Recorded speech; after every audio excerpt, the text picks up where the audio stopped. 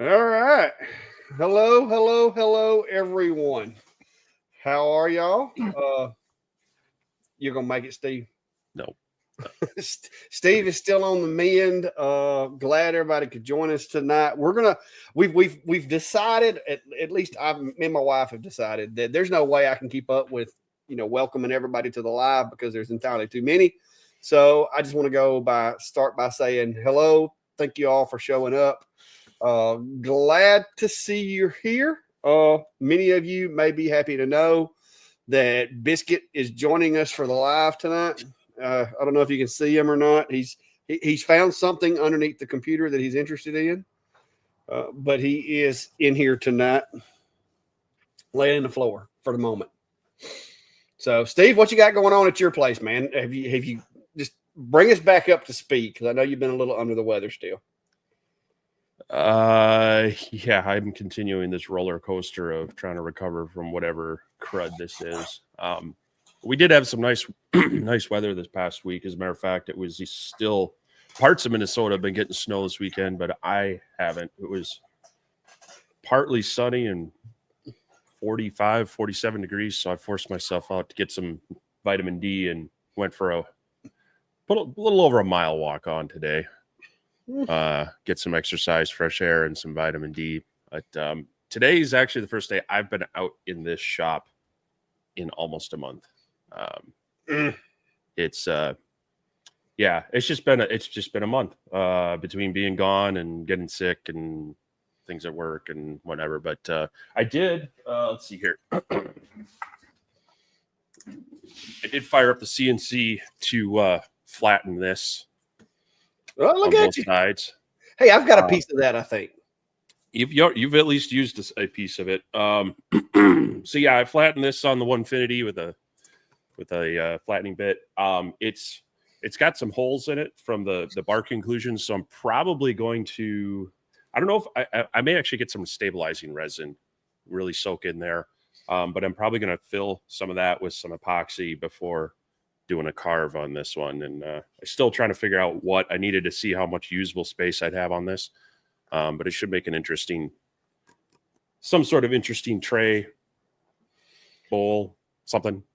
So yeah, I got that worked up. I've been trying to do a little bit of organizing out here because I felt I didn't have a project or something in mind, but I just I need to get out here and do some stuff. So just doing a little shop organization, posted a tool on Facebook Marketplace. It's been sitting around collecting dust. So if anyone needs a hollow chisel mortiser, let me know. I can't ship it. It's heavy.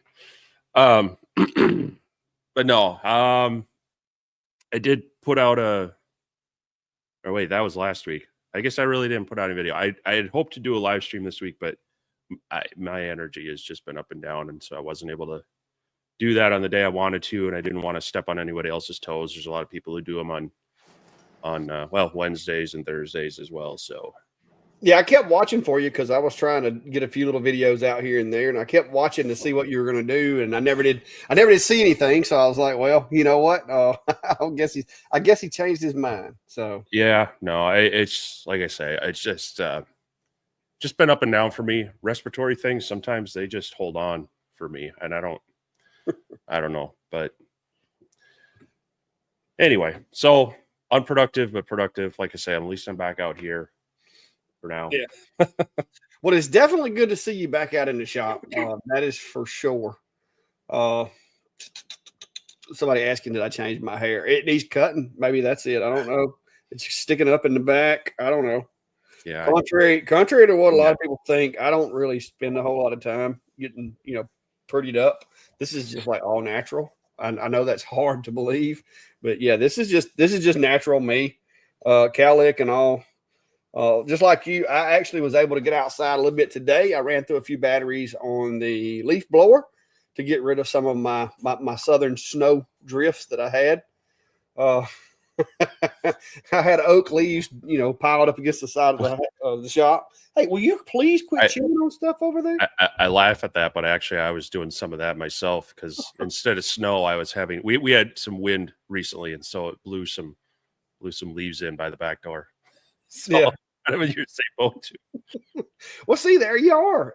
And so it was probably, I think it was like 72, 73 today. So it was really nice outside. I pretty much wore this t-shirt all day. I did get me a like a little throw over hoodie this morning, but then when I got outside, I was like, okay, I really don't need that. So I took it back inside. But yeah, I've been feeding the bees. They're out in force today and just hanging out. What do you want? What do Yeah, you want? actually, when I was coming out to my shop, there was one of those little, I don't know what, a fuzzy caterpillar thing on the sidewalk. I was like, oh, you are not going to be happy in a couple days. Well, I'm going to put him out. He's wanting out now. All right. He wants to come in, get some cat food, but now it's time to go back outside. Come on. Oh, yeah, it's just this false spring up here that's going to throw off some of the animals. Oh, somebody's having a hard time seeing. Hang on. Oh, yes, please bring it closer. There we go. There you go. It is getting near. Hard to believe. It's been 120 days or so since I developed that piece of equipment right there. But yeah, it's getting closer and closer. So looking forward to it every day. So thanks for bringing that up, Brian. I'd hate. Yeah, Brian. Thanks. It's sad because my birthday was this past week, and I don't know if it's just beginning of the year or around your birthday, but they send out retirement statements. So yeah. Now I could I do have an option where I could retire in 9 years. Well, there we go. I can't afford it off of what they say. But yeah, no. If I want to maximize mine out, it's I'm just under 20 years now, but we're hoping we can maybe pre-retire with something else in mind. Yeah. Brian said, oh, wait a minute. Wrong one. Here we go. Brian said, you talk more about the new shop building as soon as you retire. Well, I really want me a new shop. I'm not going to lie. I need more room to be able to expand and do different things and have my computer and stuff in an area where it's not right next to where I send things at. But man, that's a lot of money. I've been looking at, what it's going to cost me to do everything. And it's a lot of money. That's a lot of, stove covers and cutting boards. And it's just a lot of money. So hopefully I will continue to be able to save a little money and put it up. And then when I do retire, I'll have me a little sitting there to where I can get some of that stuff done. I do plan on doing as much of the work as I can myself to try to offset some of that cost. Cause I got more time most days than I do money. So yeah, we'll go there. Yeah. And that's what I did with this shop out of necessity. I hired out the concrete work. And I hired out the hanging the garage doors. Outside of that, I had help. So Carla's uncle was able to. He's kind of a carpenter by trade. He was kind of able to come down and help me do a lot of the framing. I had a friend who helped out as well. Because the quotes I was getting, and this was 16 plus years ago, I couldn't afford to pay someone to build it, but yeah. With doing a lot of that, sweat equity labor, getting a few people to help out, and it took me, gosh, it was probably a good 3+ months to get it all done. But I mean, that's the framing and the basic structure was up in about a week. It's all the, the electrical, all the other stuff that and this was while my wife was pregnant with our third child, so I was rushing to at the end to get it done before he was born. Yeah. Well, there's a lot of stuff like electrical and air conditioning and stuff like that. I have family and friends that I can call on that are certified. I can do a lot of that myself, like drag it, get it ready, have the conduit mounted to the wall, ready to go, and then just have them blow through there and terminate everything, test it, make sure it's connected the way it's supposed to, and boom, we're done. So I'm hoping that, me doing some of that myself is going to help me be able to get more done with less money. Yeah, I even did all the electrical. The inspector was pretty impressed. He only yelled like one outlet where he nitpicked that I needed maybe have a little bit extra length on the pigtail, but yeah. Here you go. Just get Sam to come over and help. Well, I do plan on kind of following his lead on how he kind of brought everybody along as he was building his new shop. Yeah. I kind of got that plan myself. A lot of it, like I said, to get an actual shell and get it to where I can be inside working, that's probably going to be somebody else doing that work. I'm not going to do that. But once I get it to where I can be inside, out of the rain, and I'm not going to have stuff ruining because it's sitting out in the weather, then I'll try to take over and go from there. Maybe not have Ryan help. He's on 4 or 5 years of building this. Yeah, Ryan, that timetable is not going to work for me. So we're gonna have to have a little faster turnaround than that. Yeah, can start it when you retire, and we'll finish it when I retire. But no, that's kind of how it goes too. Is that once you get the core of it up, sometimes I'll get that other interior wall framed in at some point, stuff. But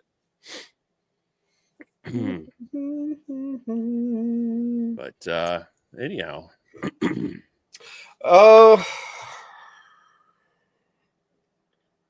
I don't really plan on selling it, Brian. My kids may sell it. I don't plan on selling it. I've been living here for 20 years now. Since I've moved here. I bought this property back in '99 and started clearing it, getting it ready to put the house on. And then me and my wife had the house built.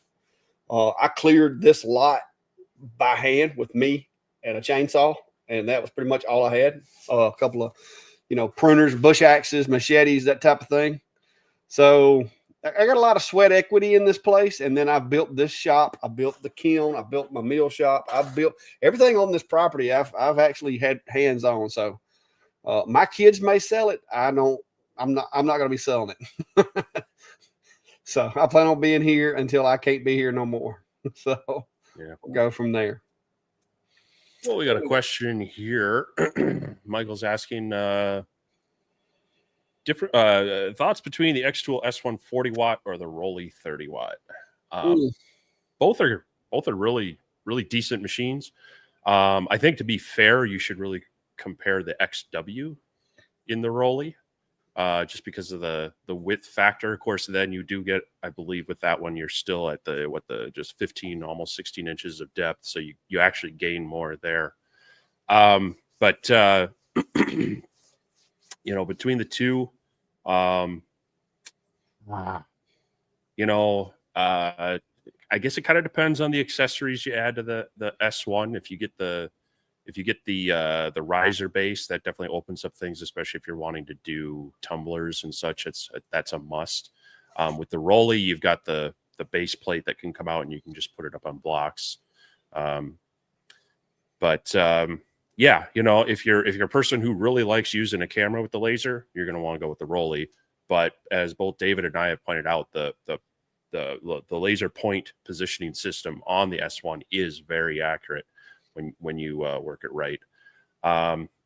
We've seen a lot of Rolly is very active. Their owner and their support people are very active in their forums, going to the extreme of Dimitri offers one-on-one kind of Zoom or remote sessions to help you out. So they're definitely, I would say, a gold standard in support.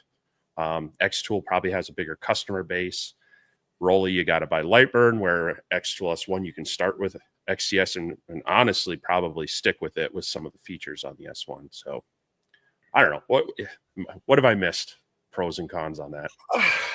Well, the one big advantage that X-Tool has right now, if it's even a concern to you, is that I don't know that Rolly's came up with a filtration setup yet that's made for their machine. There are others that you can use, but me and you both know that those things, unless you get into the really commercial high-end machines, those are a Band-Aid at best. So X-Tool's whole like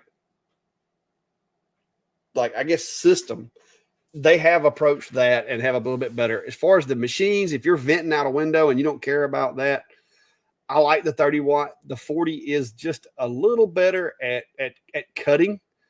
Engraving, the speed of the MK compared to the S1. As far as engraving, I think that their travel speeds and their white scan and all that's really close, like as far as speed and accuracy. With the smaller dot from the 30 watt, maybe a little better quality resolution on photos on the materials that actually can reflect it, like anodized aluminum and stuff like that. On wood, you're probably not going to notice a difference in the quality of engraving. But I don't think, really, to be honest, either machine I don't think would be a bad call. Xtool does offer a little more variety in modules. And from what I've seen, the module swap going from an IR to a blue on an S1 is substantially quicker and easier than the Rolly swapping it over. The Rolly, to me, if you're going to put an IR module on the Rolly, you should do it with an older one that you're not using as much, like maybe you got a 10 watt or something. So that would be the only two differences. Now, the new machine that they're fixing to come out with, there may be some differences. I haven't seen that one. Haven't got to put my hands on it, so I can't say for sure. But I don't think either machine would be a bad move if you're wanting to get into it and you're good with a blue diode machine. I think either one of them would be a usable machine that you could definitely recoup, your money with through hobby jobs or small business or whatever. A couple other things to add to that. On the Rolly, if you're getting the MK2, you are going to have the switching, so you can switch it down from 30 to 10 or whatever. But then also on the S1, if you're looking for longer material, now you and I aren't necessarily a fan of them in our shops, how we have it set up, but they do have a conveyor option for longer stuff as well. So a lot of things to consider that, which features might be more important to you. Both of them are really decent machines with good companies that are going to, support them in different ways. Like I say, I think Rolly is a little more proactive, but they also have a smaller customer base. It's easier for them to be proactive that way. So, yeah. Hopefully that, I mean, we didn't give you a yes or no one way or the other. We tried to throw out some. Well, like I said, and a lot of people, because there are people out there that don't want anything to do with XCS or whatever. The one other big advantage, I guess, for certain people, and this might not apply to everybody, is if you want a dependable connection through Wi-Fi, XCS is about the only way that I've been able to accomplish that without buying extra hardware, like putting little Raspberry Pis on stuff and building LightBurn bridges and stuff like that. As far as being able to connect a machine to your network and then operate it, XCS has gotten really good at doing that. I run my S1 off of Wi-Fi all the time now.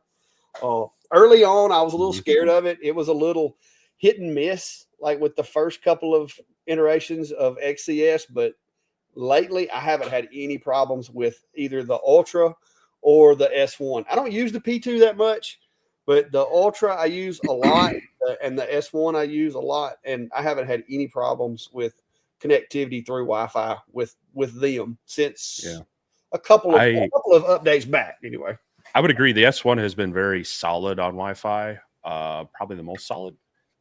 The F1 Ultra, there's a couple times I've had to reconnect it.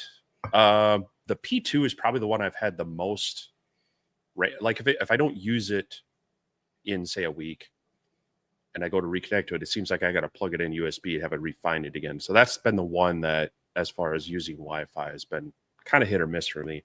But the S1, I fired it up just the other day, and boom, both computers were able to find it, no problem. So, that Wi-Fi connection. But yeah, as far as speed, I think they're both going to be fairly close. The Rolly does have a really fast white space movements and such, but both do unidirectional scanning and they're both of them can probably move faster than you're going to find you are going to get quality results on. And that's one thing with any of these lasers. You'll see some of them coming out and saying, oh, we can speeds at 50,000 millimeters a minute. And you're like, well, yeah, maybe it can get up to that speed. But first off, the working area isn't big enough where the acceleration and deceleration, it's not going to be hitting those speeds. And also if you are, that the power isn't keeping up with it. So I would put these two pretty close in their speed.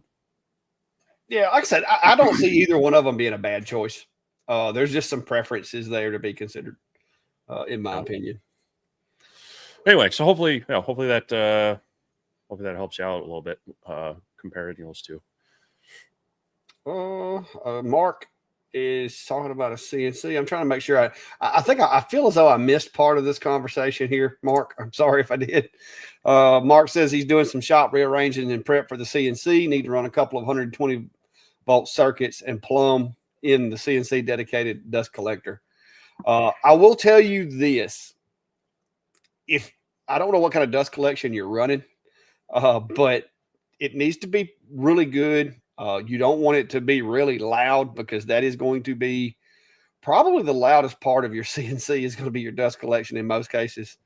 But I've got one that's all it connects to, and I'm using the Shopsmith and it works great.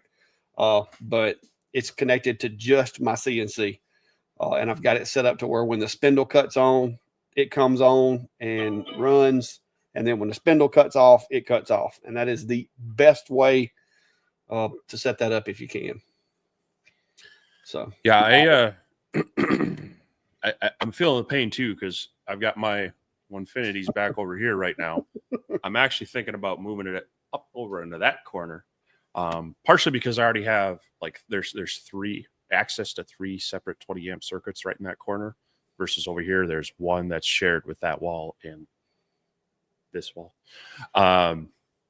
But I have a lot of things to move to make that happen. So rearranging a shop for a bigger piece of equipment can be a pain, but definitely I'm glad you're thinking about the circuits and the dust collection, because those are the two things if you get that right, it makes using the CNC so much easier. So yes.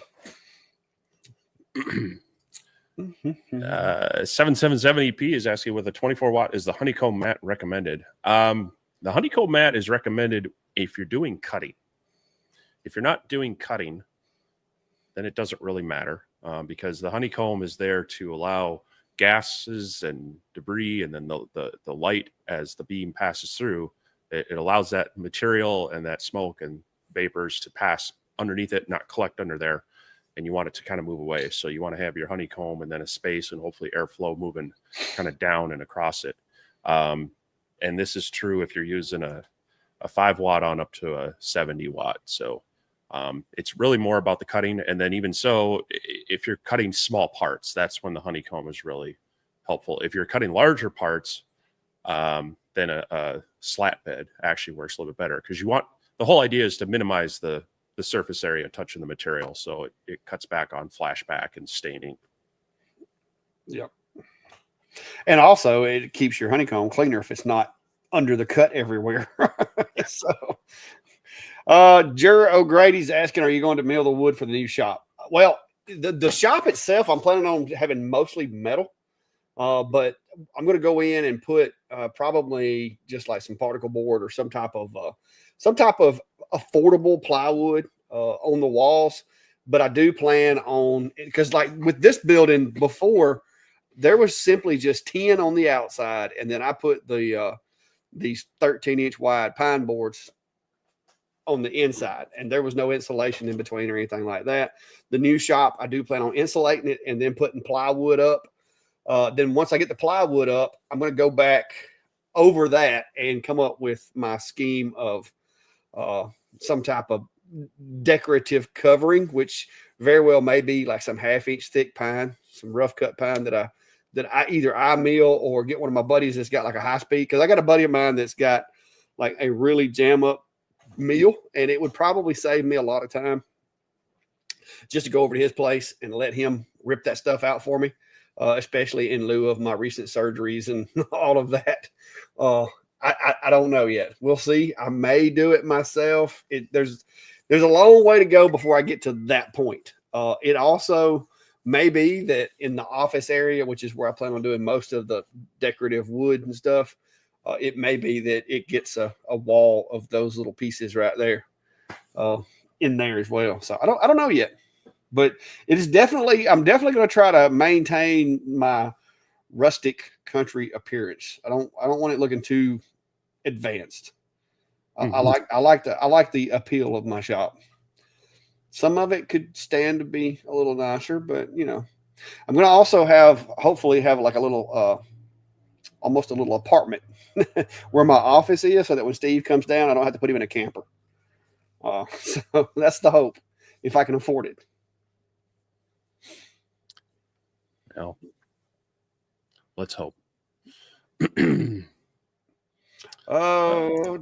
Bobby, basically the kiln that I built I built a building, put dehumidifiers, heat lamps, fans in there, and a timer with the heating elements actually use a hot water heater temperature sensor on a circuit that powers the lights that are used for heat. And it's all in a box. It's redneck, but it works.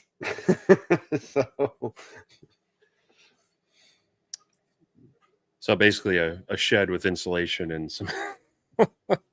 It's got 2 layers. It's got 2 layers of moisture barrier. I got 1 layer on the outside, and then it's got the insulation, and then there's another layer of I think it was 7 mil clear plastic moisture barrier. So it's got you got the boards on the outside are screwed over, moisture barrier. Then you've got the insulation, then moisture barrier, then the boards on the inside. So it does a really good job of keeping it dry and keeping it warm in there.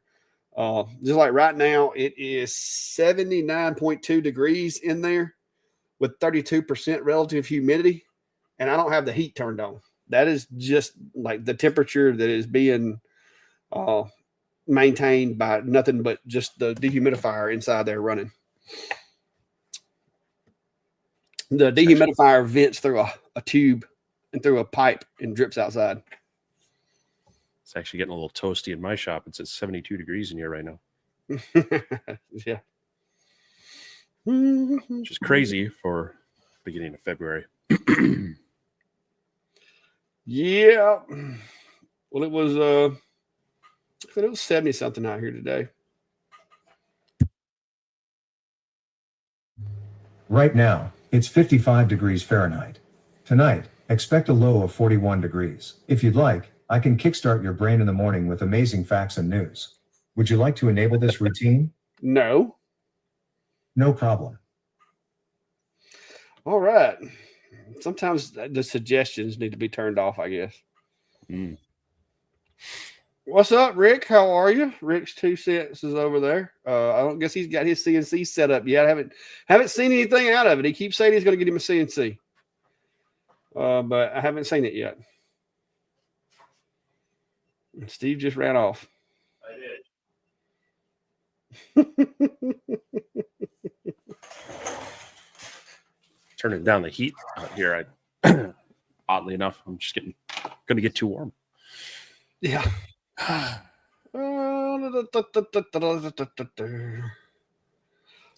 Mark. Yeah, that's the way to go. Like I said, dedicated dust collection in my opinion. You'll notice over there in the corner, that is my shopsmith that runs, and it's connected to nothing but the CNC. So all those saws and stuff, there's actually another one over there beside it that's vented out through the wall. It just blows the saw chippings outside, and then when they pile up, I take the tractor and dispose of them. That one actually works all the saws and stuff. So I have 2 setups here in the shop.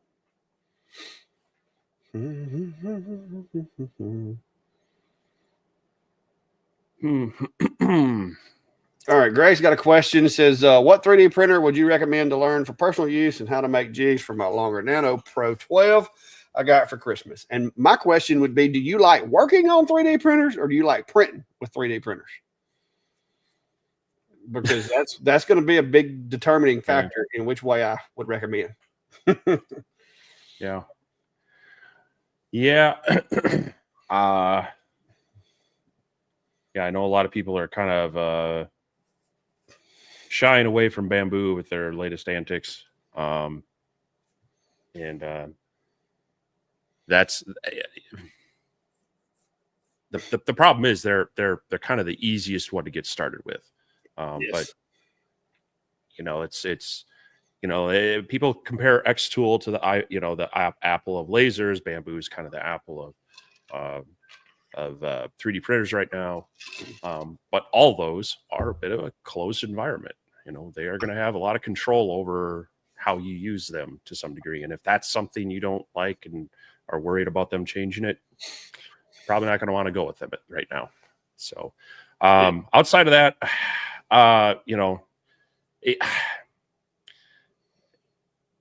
I've had a lot of Creality printers. They've worked okay, but I've had to tinker with them all. I've had to do things and upgrade them all. Now we saw the what was it, the Creality K2, the kind of new one.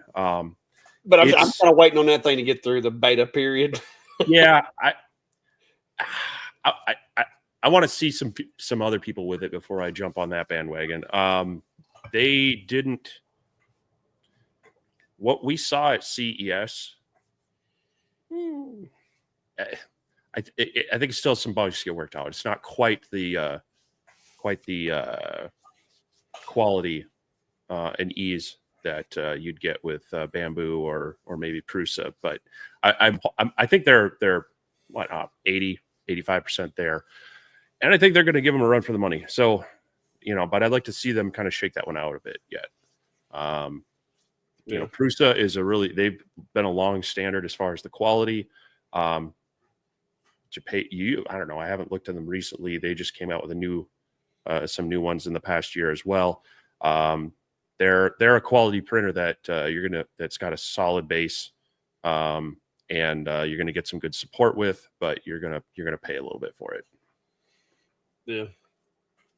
Well, and that's me. Like I said, I like the bamboo. It prints well. It does a good job.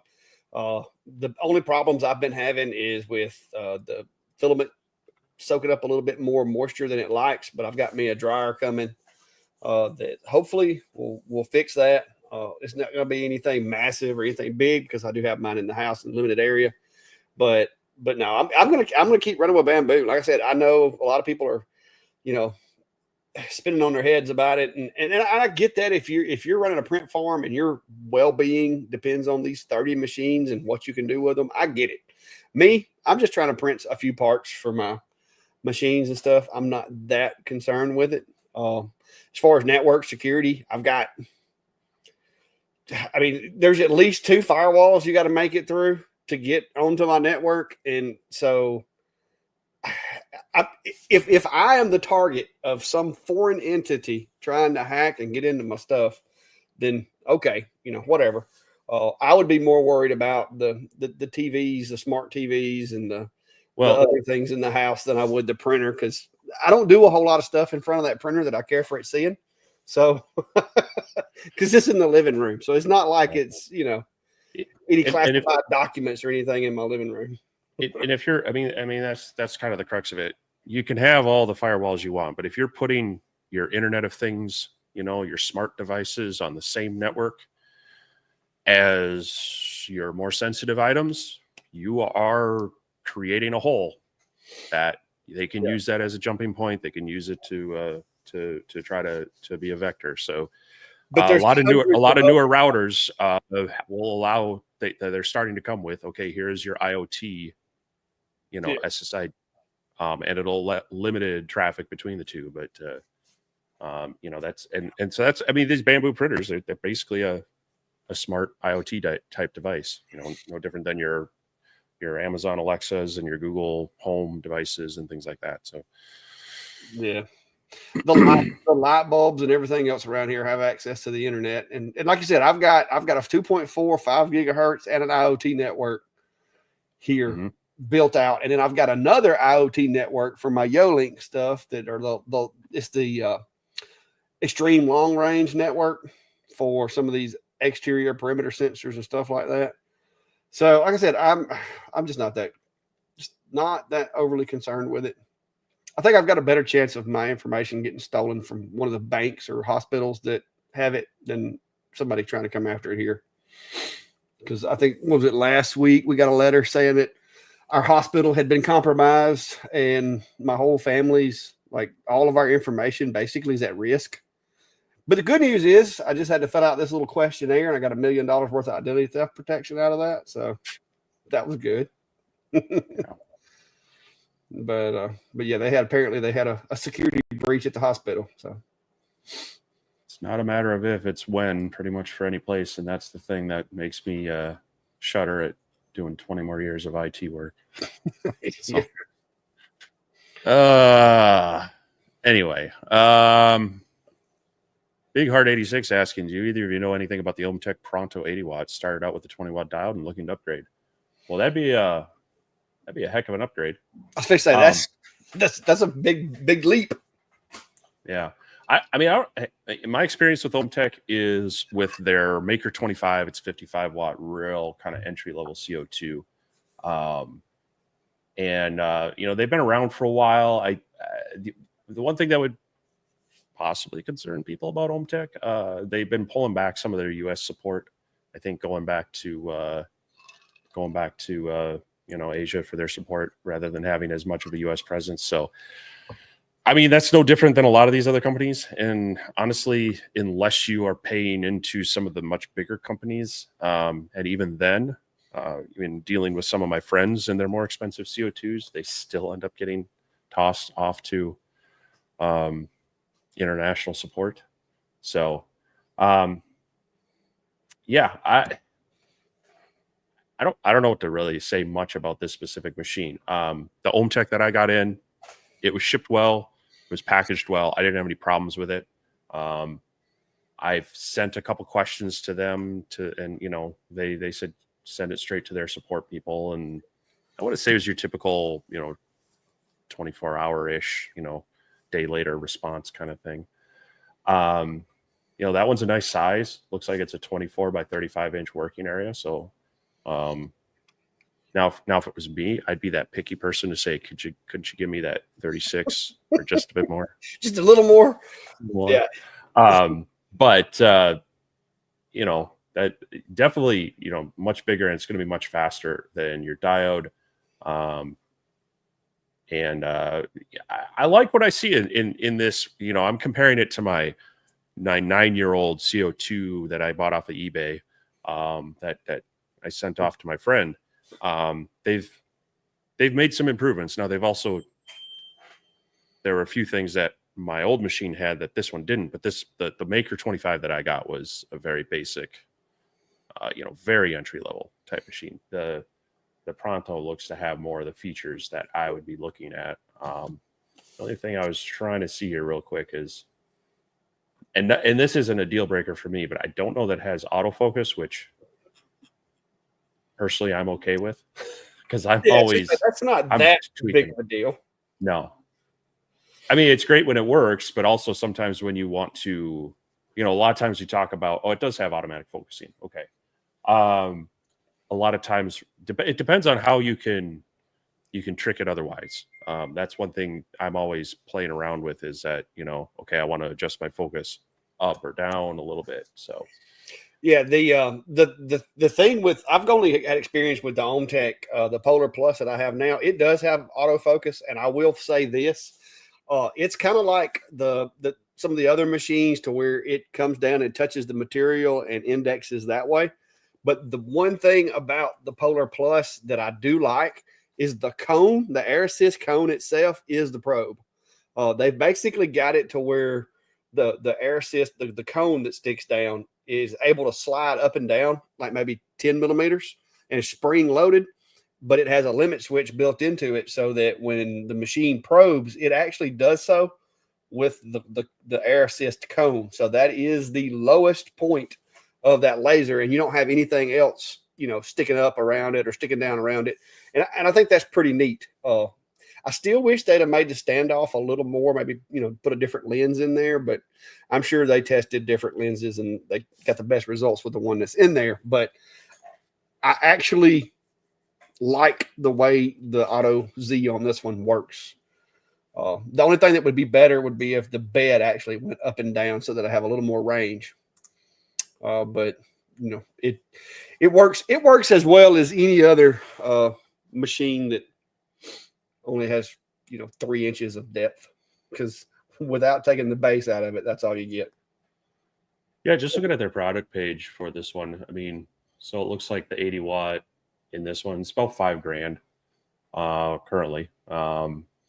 It's got a lot of the features that I would be looking for. Now, it doesn't have a built-in water chiller, so you're going to want to add that to your overall cost and needs. It looks like it uses an external air exhaust fan, which I like. I don't necessarily like the internal ones. Anytime you're pushing air, you're going to be more prone to leaks rather than pulling air. But yeah, I mean, overall, it seems like a pretty decent machine at that price for that size. I mean, and that's the thing is, if you're looking for a larger size machine, sometimes you're going to either pay more or you might be giving up other features. So, yeah. Brian's wanting to know if you ever heard back from Mr. Cool yet. I think you were supposed to reach out to them, weren't you? Yeah, I've got their information. They said that their new style would be out in April, so I probably won't reach out to them till I get closer to being serious about it. So give me some time to grow the channel a little bit too. Yeah, maybe it'll work a better deal. Yeah, the multi-craft said that's a heck of a pile of stove covers over there, and that's yesterday's last night's job. I got 6 of them put together. The only thing that I like is the finish, the handles, the little rubber feet, and I'll be done with them. But I kind of got all the stove cover action I wanted yesterday, and today I was outside blowing leaves and doing stuff out in the yard, changing the straw out in the chicken nests, and just I had a little bit of spring fever, even though it ain't quite spring yet. Until probably the middle of March, we still have to be on guard for cold weather, because typically our coldest weather will hit us around March. That's always when we usually get snow. So yeah, hopefully we won't this year, since Florida got all the snow. Yeah. I think it was something like, I think we got maybe half an inch of snow here in my part of Minnesota, and like that southern coast, like southern Alabama, Florida, Mississippi. 10 inches. They were, anywhere from 4 to 10 inches. You guys got more. No, I have mixed feelings on this, because we had this last year, a real light winter, which is horrible for our wintertime economy. There's a lot of snow sports, ice fishing is big, snowmobiling, all that stuff. And we still, up northern Minnesota, has still been getting some snow and better snow, but down here we've had snowpack for maybe a couple weeks around Christmas, and now it's been dry. I have just this tiny little iceberg in this shaded part of my yard. The problem is we were in a drought kind of in the fall, and then like last year we had this dry winter, and then also we got all this rain, and that caused that flooding, and we lost this whole dam situation, all that stuff. That's the fear. So it's I'm enjoying it, but I'm also worried about the repercussions of it. So yeah, there's Cody. I see you pulled through, Cody. I am sorry Steve got you sick, man. I'm sorry about that. But just so you know, I've given him a hard time about it. I think Clack gave it to me. I think he was a carrier of something, and so let's just blame him. I don't think so. Very suspicious that spend 3 days with him and then he runs away and I get sick. So we'll just blame Clack. No, I've never had a Prusa, so I'm really not an authority on that. I've heard good things about them. That's as far as my experience goes. Yeah, I have a couple friends with them, and they really like them. The earlier ones, you still had to do a bit of the kind of the calibration and whatnot, but they tend to stay locked in.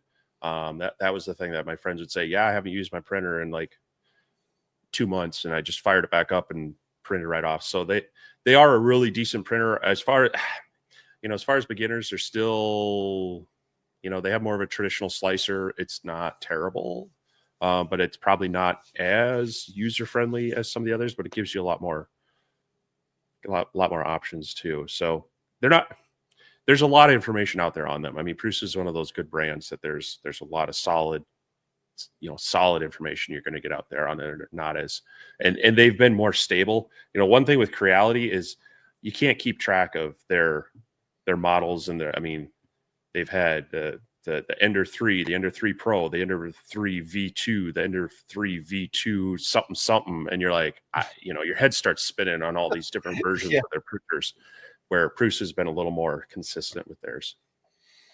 Yeah, Pete Whitman, I've had several people ask me if I was going to have a party, like local people, and I told them we've already got one planned. It'll just be a live event. That way, nobody has to worry about driving home afterwards or anything. everybody can just come on in. But yeah, there may be, I don't know. We'll see, but there's a really good chance that there'll be some kind of festivities anyway. Maybe I'll break out the karaoke machine. Maybe we can have karaoke night at the shack. Who knows? More dancing.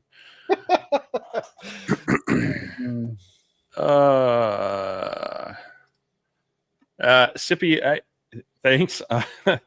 I did take the day off. I had hoped to get out in the shop and do things, but I got up and moved a bit, and then took a nap and woke up around 2 in the afternoon. And yeah, it's just been that kind of week. So it was quiet. I went out Friday after work and bought myself a cheesecake. So, congrats. So that's my belated birthday treat. Norbert saying, what lasers are American made and more likely not affected by any tariffs? And to be honest with you, made is, if you use that term loosely, meaning assembled, then there's a couple of brands that come to mind. But all of the nuts and bolts and the parts, for the most part, come from other places. I don't know of anyone that, like, all the parts are made here. There are a couple of companies in the United States that are based in the U.S. There's, what is it? One in Canada. I know Thunder is supposedly American assembled or whatever. What's the rabbit? The really expensive one. Golly. Epilogue. They claim to be American made, but there again, you don't ever know with this stuff. But even with tariffs, you'd probably still be cheaper to buy one from one of the companies that we typically deal with.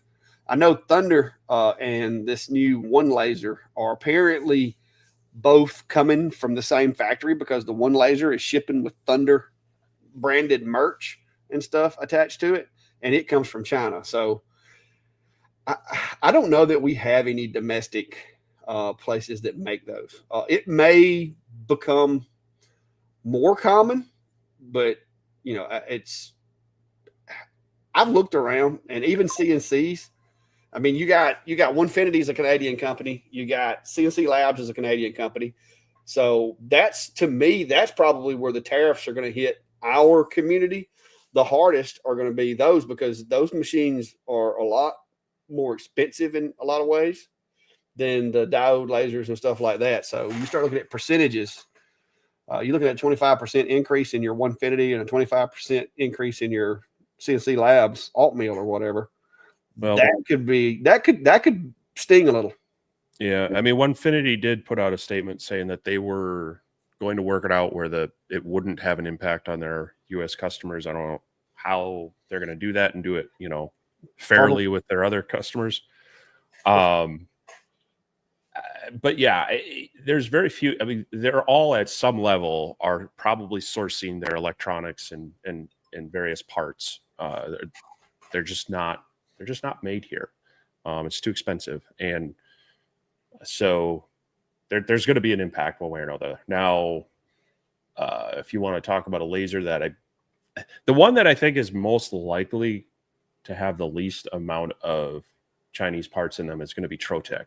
They're out of Austria, and they do a lot of their own manufacturing. They're one of the few that actually also manufacture their own tubes and such, because that's the thing. A lot of the laser tubes coming out of China and places like that. So so it's going to be hard to find one that doesn't have some impact. Now, how much of that's going to end up with the consumer, how much of it's going to, or maybe our governments will work something out.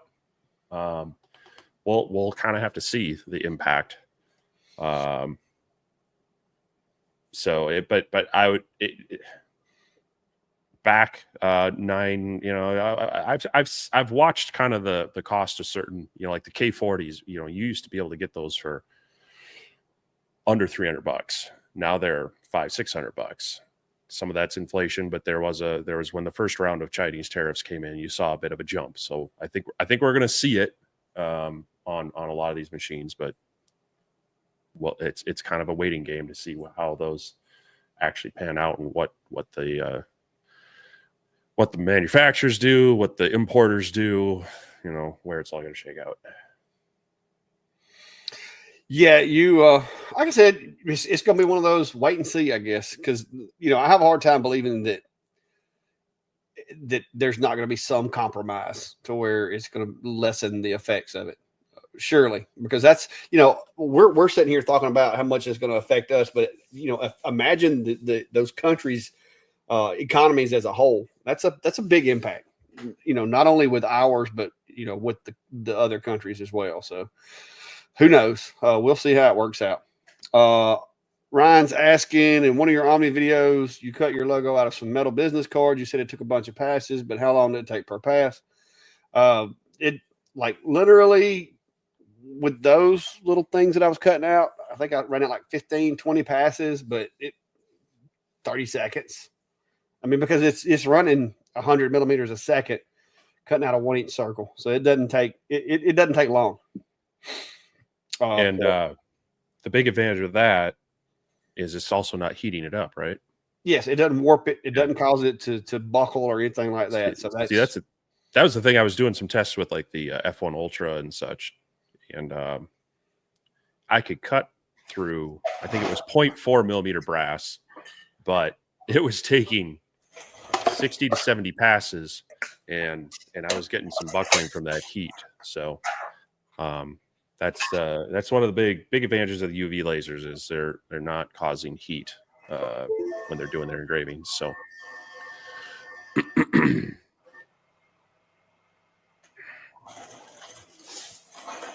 but yeah, the way that it cuts is it's a little insane. I was playing with it again the other night. I think I was doing a live with something else, and then after I got through. Had a bunch of folks asking questions about it, and so I got it out, started playing with it, and we determined that I can now take cans and use them as material. So, well, Aaron's asking. Says he's watched videos a lot. He's got 2 Atom Stack A20 Pros. Have an issue when it cuts. Where it starts, it always leaves a hot spot on wood. How to get rid of that? Thanks for all your help. You know what that's going to be. Constant power, more than likely. Could be, yeah. You make sure constant power is not on, because if constant power is on, basically what that does is that makes it run, let's say 100% from the time the job says go until the time the job says stop. And so if you turn constant power off, it allows the machine to kind of proportion the power to the speed of the machine. Also, the other thing that I've had that can cause that is if you've got it installed as the wrong GRBL machine, like what is the old 1.1 or whatever, will cause that a lot of times. That's more where I was going to go with it, because constant power isn't. LightBurn tries to not let you use that unless it's a specific type of laser. So it may or may not be an option for you, but I've seen it more often with having the wrong type of device set up. And then you might see a few other things with weird pausing in between groups or layers and such.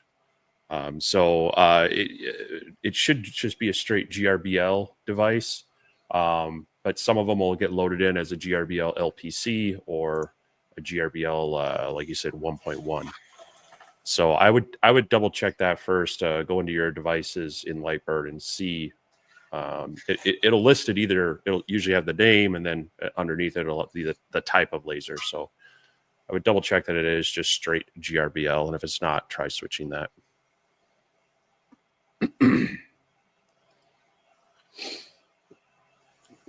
A bit of a demonstration here for Ryan.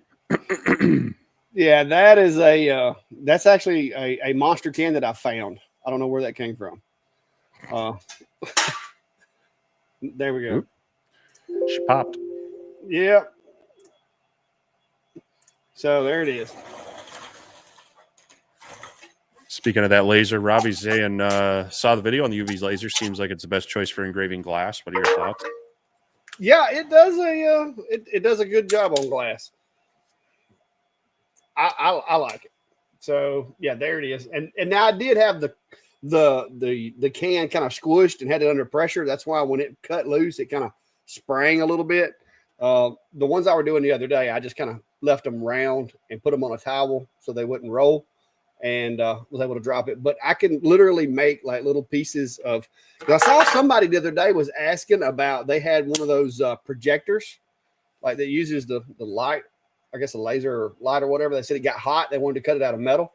And so this would actually be a material that you could cut and do that with. I don't know how bad it would twist up when it got hot, but yeah, it'll slice through aluminum really well. So there you go. There you go, Ryan. Clack's helping you spend money. Go pick you up one, Ryan.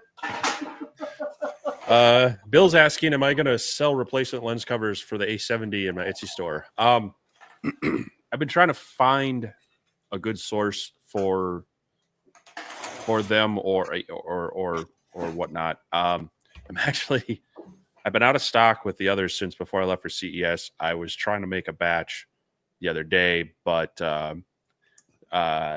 due to me not feeling well this week, I left it in a solution too long that I used to clean them up, and it actually stained 150 lenses that I had to throw out. So I'm awaiting more material for the regular size.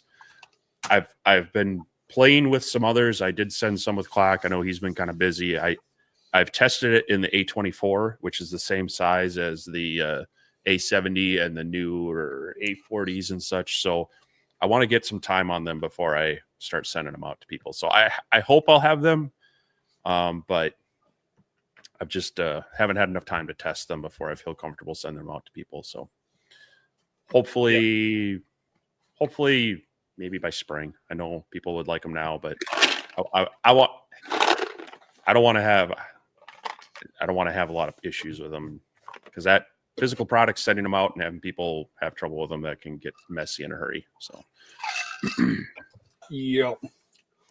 Oh, Greg was asking, is AP Laser an American company? I don't remember. They're either American or Canadian, but I'm not sure which. I think maybe yes, maybe. But there again, I think they probably source a lot of their equipment from somewhere else. I talked to them at WorkbenchCon last year, but I don't remember where they're based out of. It's somewhere up north, I think. I don't think it's quite Canada, but I think they're kind of like Steve. They're very close to being Canada. Why is my enter button not working? I'm not 100% sure, but I mean, there's Michigan is what the address is showing up when you look up their address. So, but again, a lot of them they're importing and reselling. They're working with manufacturers elsewhere. Most likely. Yeah, showing their corporate office is located in Mason, Michigan. I guess MI is yeah. So yeah, that's where their corporate office is. Don't know about where they make their machines from. Well, thank you there, V.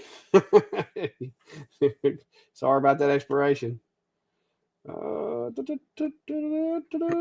scroll to the bottom of the comments. If anybody's got a question, if we don't get to you, please post it again, and we'll try to get to it. You might be able to help with this one.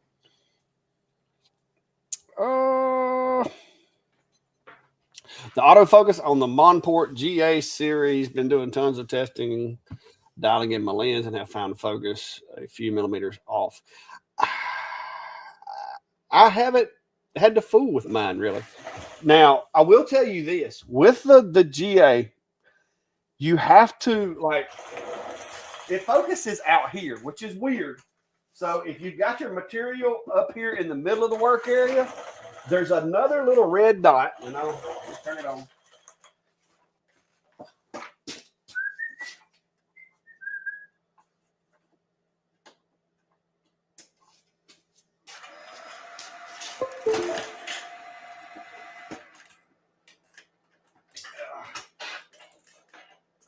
Let me get my camera where I can show you.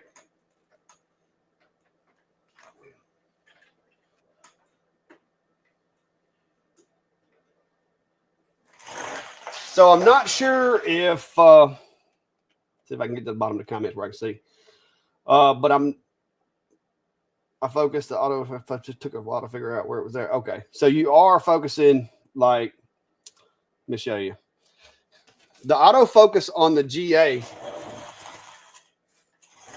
is that little red dot right there. That's where it autofocuses too, which is it's irritating. I know it should probably be in the middle of the work area, but it's not. So if I hit autofocus right now, it is going to raise and lower the machine, and it's going to set it based on that. So once the focus is set, I can then move the material over into the work area, and it'll be set. Now I haven't been really crazy, like dialing it in, trying to make sure it's exactly right. But what I do is I'll autofocus it, and then I'll start like a large box or whatever, and then slowly by hand raise it up and down and see if the interaction with the material changes. And so far with this one, it's been pretty consistent. So once you've run the autofocus,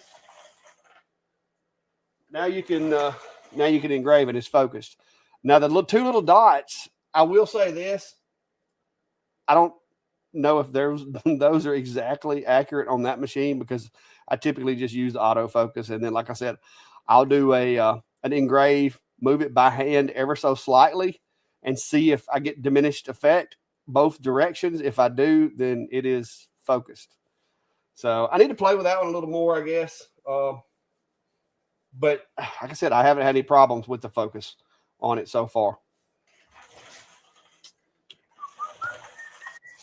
All right. But I'm supposed to be getting the 100-watt version. Steve B, who has just an awesome first name, is asking a question. Do you ever use the laser position tool in LightBurn? Seems like I'm always thinking of engraving something after pieces cut out. Hard to position using Atom Stack 20 watt. Well, I'll show you one way of doing it. We'll bring up. Yeah. Let's bring up the entire screen this way. All right. So if you're in LightBurn, and typically a lot of times you're running in absolute coordinates. If you put your item, in the middle of the object, it's going to come out here and start at roughly 120 by 80-ish and do the job. But you can play around with that. And this is really useful, especially if you're doing maybe like a round object that's pre-cut out. What you want to do is you want to come over here, and instead of start from absolute coordinates, change it to current position, and then change your job origin to center. So now it's going to start in the middle of this, your artwork or your material or your design. And then as long as you locate the center of your material or the center of wherever you want that item engraved, it is going to use its origin, the center point. You move your laser head to the current position where you want it to start, and it's going to work from there rather than from 0, 0 absolute coordinates. So that's kind of the easy way to do that on a pre-cut item. But this is going to be like a one-off thing. Outside of that, you know, if you're going to be doing multiple pre-cut items, that's when you're going to want to set up maybe a jig and then go back to absolute coordinates and have it set up in a specified position that you can align your artwork to. So hopefully that'll help you out with that one. Yeah, there's several different ways. Using the pointer laser is what I like best on the diode on the machine. Jeremy's saying that 338 is written on the measures to 354 is the actual position. 338 is what is written, and measures to 354 is the actual position. I'm not sure I'm following, but use the cut to determine that. If you're getting better results, like you can tell, like you're going to have that, like when you're engraving, as it gets focused to the best, you're going to have that increase in efficiency, and then it's going to start dropping back off. Find where that point is and just go with that. Because like these machines, who knows whether they actually, it may have been a Friday machine or a Monday machine, and you might not have had the best quality control on it. But I always try to test mine just to be sure. Just like with the Omni, I'm finding that the I don't know if it's the cats or what, but I think I have set the little pointers on this Omni twice. So I have wound up doing away with that, and I just using a stick now because the cats keep bumping or rubbing up against the little red pointer lasers, and they keep getting off on me. So that's what I'm using for right now. I'm going to sit down one day and go through it and like snug it down, hopefully, to keep cats from being able to mess with it. But for now, that's what we're doing. Let's see.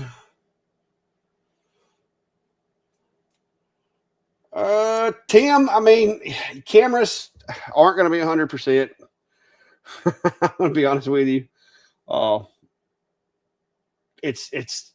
I really wish they'd have put the red laser in with the Omni like they do the other ones. I don't know why they didn't. Probably because the source is different. The way that it's built, the head is entirely different than the standard fibers. But maybe the version 2 they'll do that. Cody has a question. Yeah, he was asking Universal. He had asked this, is Universal Laser American made? I know it's, yeah, they're in Scottsdale. They're like in your backyard there, Cody. I know they do a lot of manufacturing there. They've been around for a long time. So I know they build and assemble a lot of theirs there. Again, I don't know if they're sourcing any parts internationally or not, but they do actually build up the lasers in a facility there. So you should go knock on their door sometime, see what's up. Yeah, go visit. Don't get them sick like Steve did you. Jeremy, I'm to be honest with you, as long as it works, I'm not really concerned about who makes the source, where it come from, or anything like that. If it works. Now, if I was with, especially with them sending it to me now, if I was paying for it and I was expecting a certain part, then that might be a different thing. But they're asking me if I want to test it out, and so I told them I'd be willing to discuss it. So we'll see how it goes from there. 100 watt, whether it's no matter who makes the source, if it's an actual 100 watt fiber, it will definitely be an upgrade from the 30. So Tim is asking, basically when you were doing the small glasses the other night on the Omni One, you noticed that you could see the beam through the camera. What kind of camera were you recording on? That's that one that's over there now. It's just a Logitech. Which one's that one? ProStream HD, I think is what it's called. It's an older Logitech, which actually does a really good job. I've got 3 of the Logis. I've got the one that's over there that watches that. And then I've got another one that like watches across the whole shop.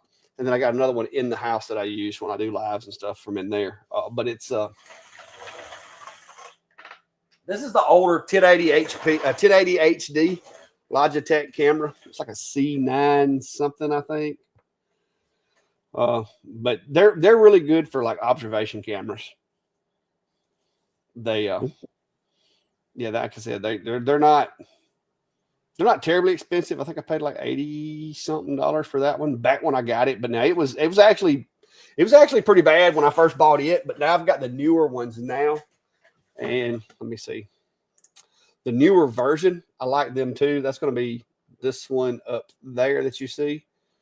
Let me look at this. Let me see if I can find it. Because I ordered another one recently. Because,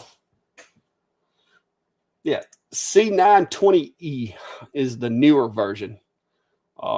The one that I'm using over there on the fiber machines, I don't think they even make that one anymore. It was one of the first webcams I bought ever. So I've had it for a long time. But that's the one that's up here above my head. What you see is the blue light interacting with like the glass and stuff. It's actually pretty cool. You can't look at it with the glasses on, of course, but looking at it through the cameras, it makes those glasses and things light up. Just like a while ago, you could see the beam cutting into the stainless and stuff with it. Or into the aluminum. For some reason, they do a really good job of picking it up. But on certain materials, you still can't see it. Not when it's framing. Only when it kicks up to output. Dave's asking, where do we get our 1/8" plywood from?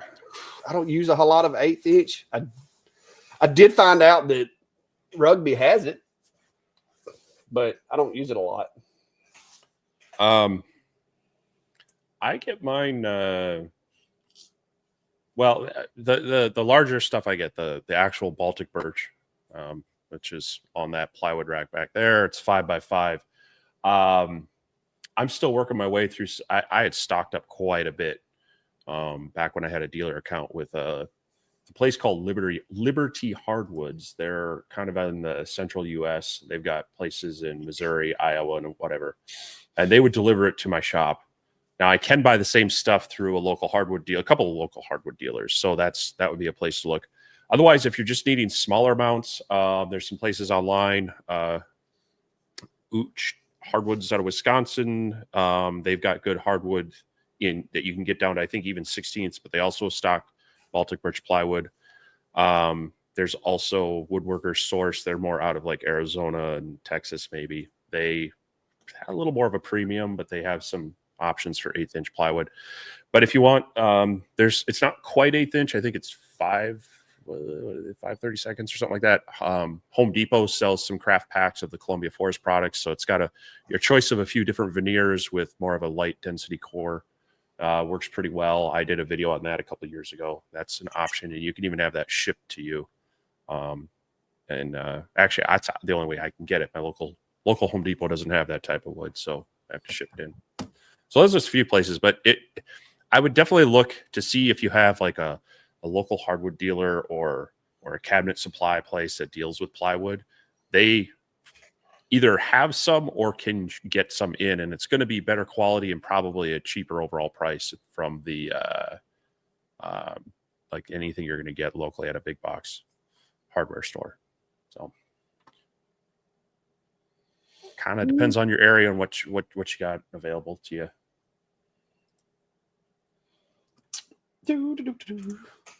J Cloud Father's asking, have either of you tried shimming the dovetail to tilt your lasers 5 to 7 degrees forward to eliminate the flashback by pointing it away from the output hole?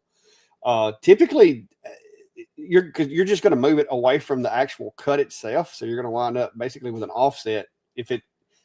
So I don't worry about it. I keep my honeycombs as clean as I can. If it's acrylic or something that I don't want to see a lot of flashback on, I'll space it up. I don't want to get into trying, especially with the machines that have a Z-axis and stuff. I don't want to get into trying to manipulate the head. I just don't think that would be. Don't think that would be a real good idea. How about you, Steve? Yeah, no, I'm with you. If I'm trying to prevent backflash, I'll elevate it. I'll even add little tabs if I need to, if I'm worried about them falling through, rather than trying to skew it. I'd rather make sure that my laser is flush with, or not flush, Parallel. Parallel. Thank you.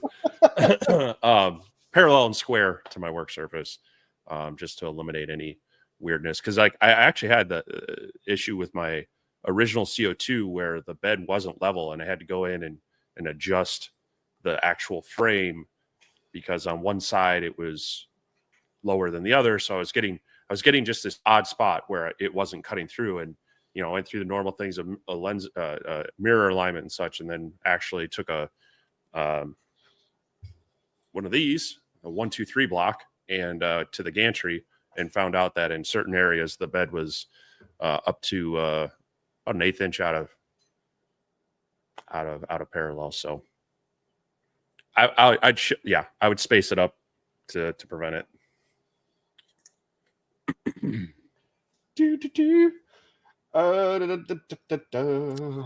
What we got? Jay Cloudfathers talking about the A70 lens. It's 12 by 1 millimeter. Wondering if it has AR or OC filter coating to pass the 455 nanometer to the workpiece. I haven't looked in too deep to see what the stock stuff is. The lens cover on there is really just a, there's a lot of people, that they talk about having mineral lenses and different coatings, and those help to a point until you've cleaned it off of there. So, the mineral part you're not going to clean off, but the coatings will wear off after time. And so for me, my ethos is have a clean quality glass that's just clear, keep it clean until I'm ready to replace it. So it's cheaper to replace, just quality clear glass than it is the mineral glass, the coated glass. And for me, it tends to be an outright failure because like water gets on there and it cracks the lens right away, or some dust gets on there and it cracks the lens right away versus, slow deterioration over time. So that's what I work with, is just straight, keep the glass as inexpensive but as quality as it can, so there's nothing interfering with the light going through it. And then do your maintenance to keep it clean and make it cheap to replace when you feel the need to. Yeah, that's the way I look at it. Most of the machines that I've seen, the outer lens, not the, because usually the lens that we're changing is not the lens that like hides the diodes. The lens that we're changing is the one that basically keeps the dust away from the lens that protects the diodes. And most all of those I've seen are clear. Occasionally you'll have one that'll have that blue coating on it from the factory, but a lot of times the replacements that they send you are just clear. I've got a whole bunch of factory replacement lenses that came with machines, and there's nothing that I can see with the naked eye on there. I don't have any kind of way of checking the wavelength transmission through it or anything like that, but they appear to be clear, just clear pieces of glass. And I've run the glass replacement lenses in all of my machines, and I haven't had a problem with any kind of issues.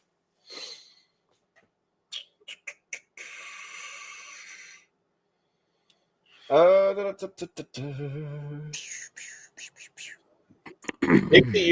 missed it. I'm planning on building another one.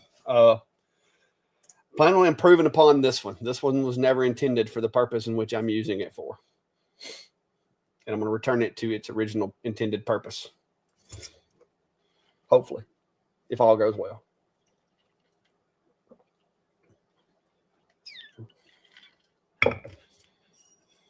I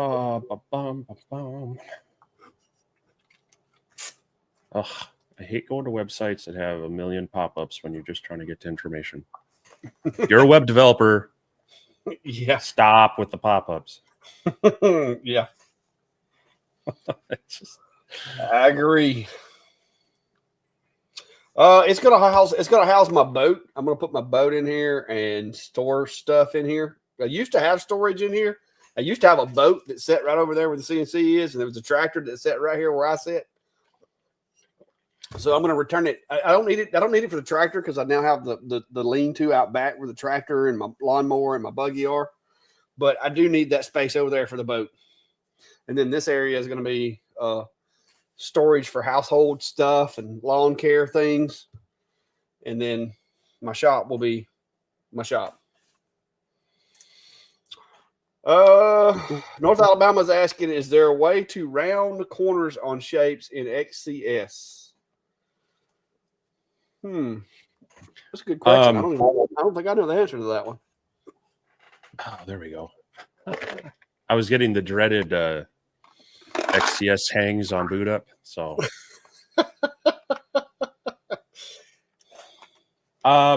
so let's see here. I know you can on certain objects you're creating, but I don't know that they have like a corner rounding tool like they have in LightBurn.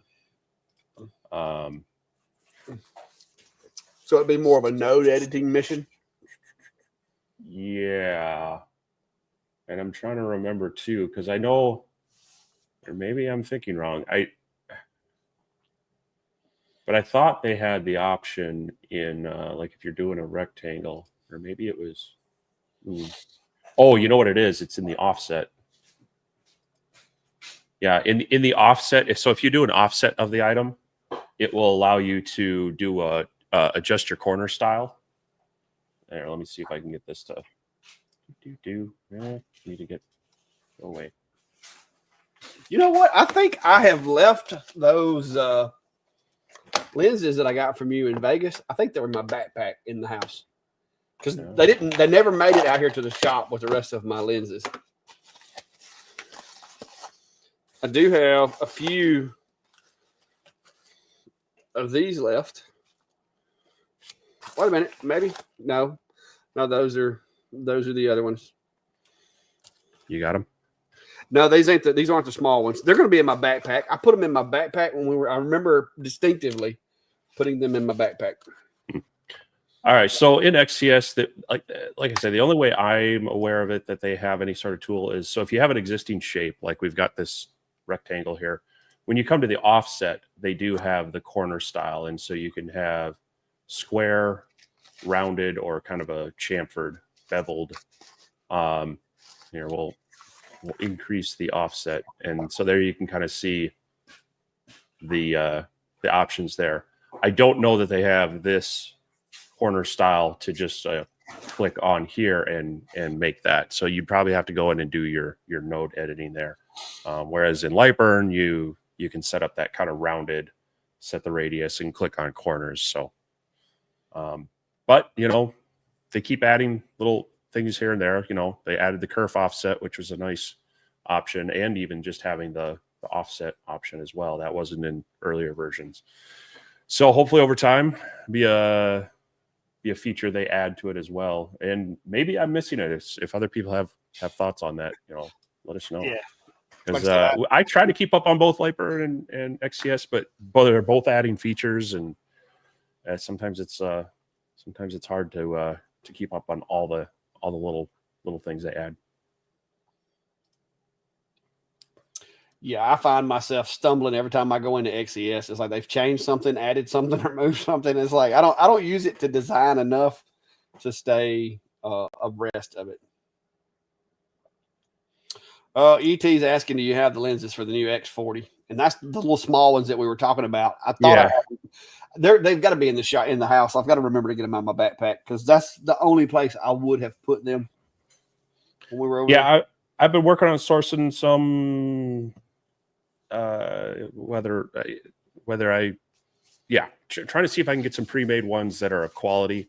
I've got some that I've been running on like the A24, which is the same size as the A40 and the A70.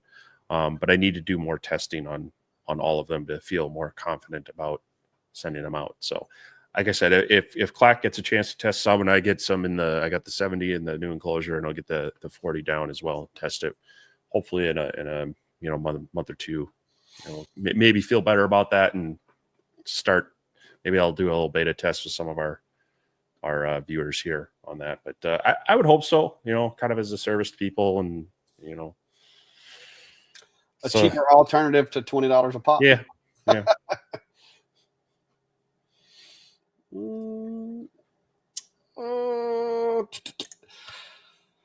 Phaser Pile is asking, is there a way to edit line or segment dimensions numerically in LightBurn?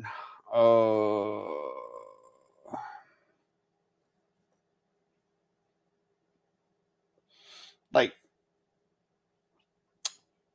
probably individually, yes, but if you start trying to do it while it's in a complex shape, that you're going to mess everything. It's going to.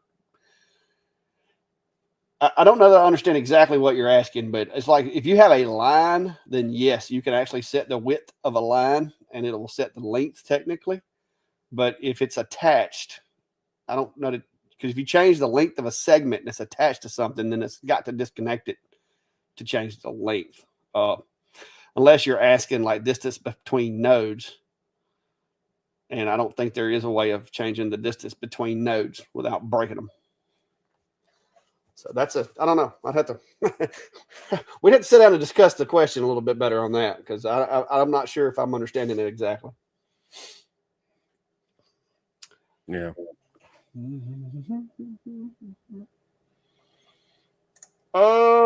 Paul says you may have already asked this, I missed it, but will a UV cut acrylic or cast or extruded? I haven't tried it. 3 millimeter. Maybe. It wouldn't be my go-to for cutting acrylic. I'll put it to you that way.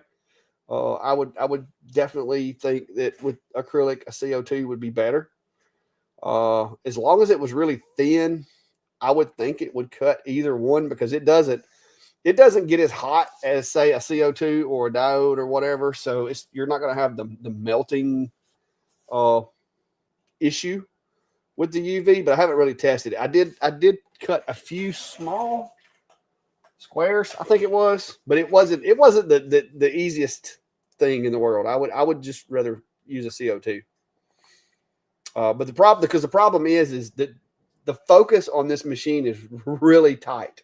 So if you're cutting something that's like, say, 1/10 of a millimeter, or maybe even up to like this stuff here, this leatherette, it's like 1.5 millimeters. It does a good job of cutting it. But once you get much thicker than that, the focus is far enough out that you start getting like crappy results. It also, I've cut 3 millimeter plywood. It does okay. Like I said, the fact of it can cut it, yes. Is it ideal? I would say no, but it can actually cut acrylic, clear or otherwise. He's asking, where's the kerf offset in XCS? So come back here at XCS. So you need to be on either cut or score, probably on cut if you're actually trying to cut out an object. So you have your power, your speed here, but then down below here, they have the additional options. And so the kerf offset is what you're going to be looking for. And then you're going to put in your compensation, either positive or negative.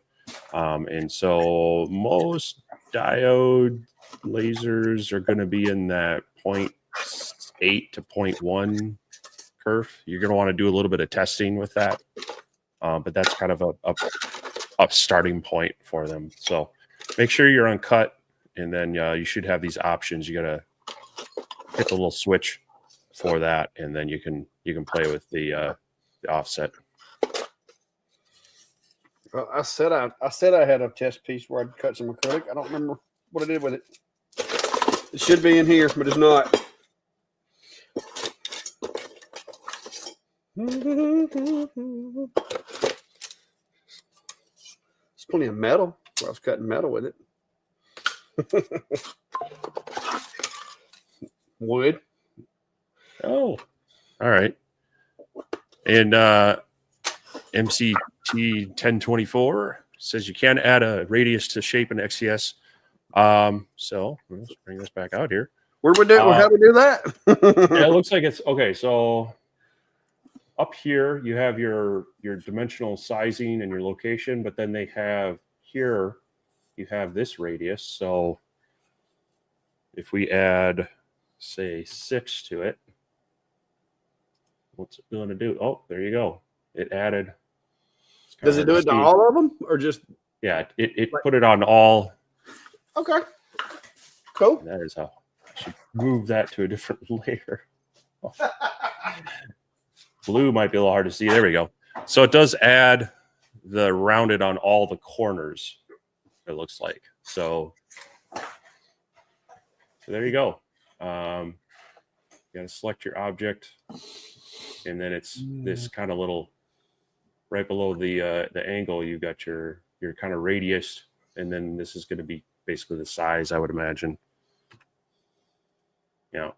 So we all learned something. Thanks for that tip. Yeah, they did a really good job of hiding that. Yeah, and that's the thing, is it's kind of it only appears when you select the item, and it's even mousing over it doesn't say what it is. Oh, wait, nope. If you mouse over it right, I guess it might pop up. There we go. There, corner radius. So yeah, like I said, XCS, designing an XCS, not my strong suit. Operating a laser, running a laser with it, I'm fine, but designing, no. Here's a question for you from a fellow Minnesotan laser. Hey, Matt, have you cut a hole in glass yet with the UV?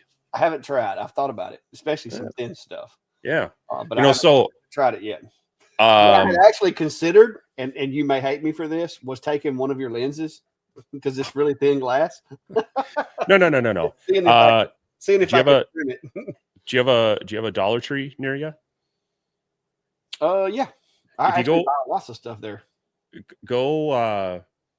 They have like 5x7 picture frames, and they have glass. There's some of them will actually say with glass, and it is like maybe a millimeter thick. Okay. And so it's 5x7, and it's $1.25, real cheap. And that's what I did with some of my glass engraving videos. Is I use that as kind of get some base rough settings for glass before then moving into the specific piece. So yeah, I think that'd be a fun. Apparently Matt has tried it because he says it's a really clean cut, or where's it at? There you go. So let's see that.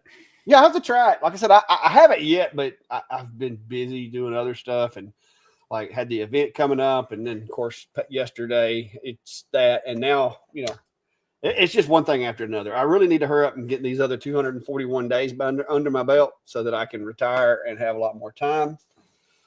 But it's going to be a while there. But yeah, that's good to know. I'll have to try that. Maybe I can make my own lenses then. I won't need Steve. Yeah, I mean, that'd be an interesting test. Maybe you can cut some little 12 millimeter clear glass lenses. We missed somewhere. I'm not seeing anything. Wait. Oh, no, that's we just discussed that. I do know that it will cut 3 millimeter acrylic, but I don't have any examples to show you. I don't know what happened to it. Now, is it the fastest, most effective way of doing it? Probably not. But I'll try to get into some of that. I'll probably do maybe I'll do like a cutting video with the machine.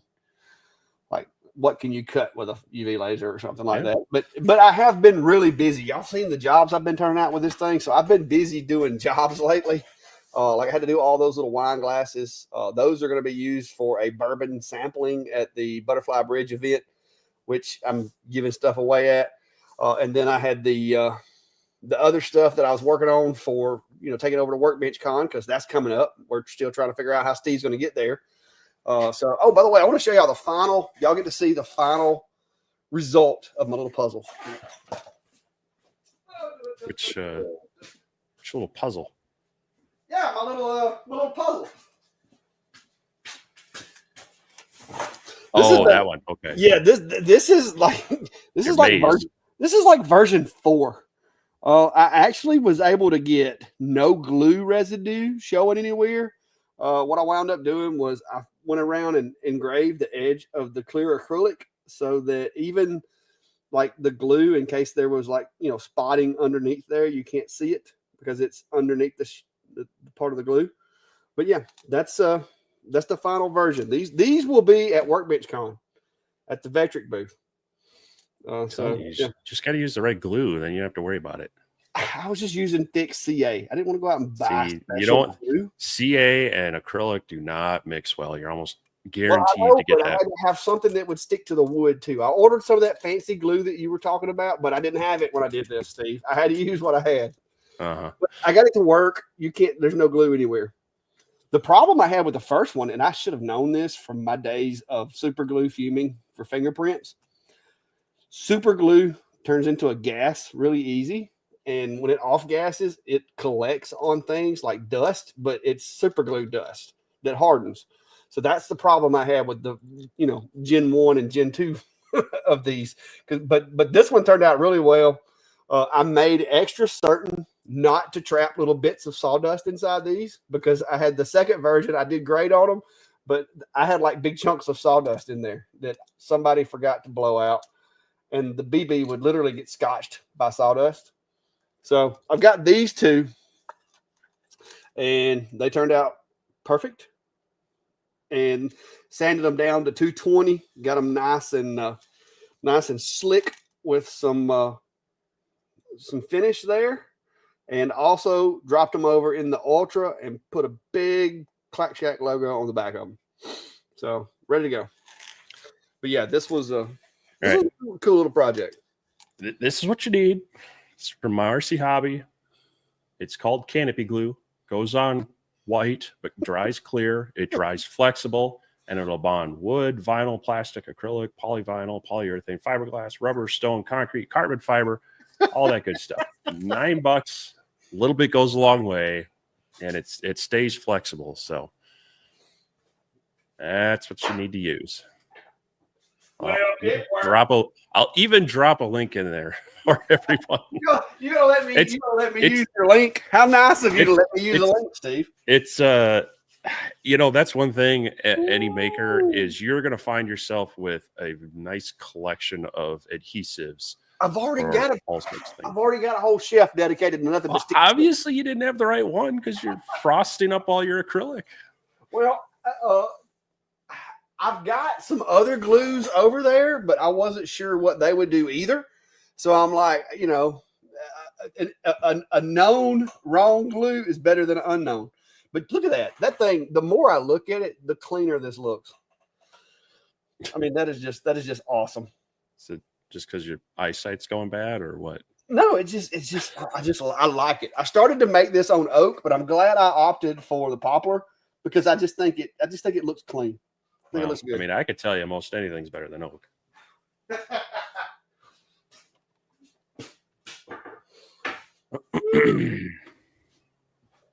All right.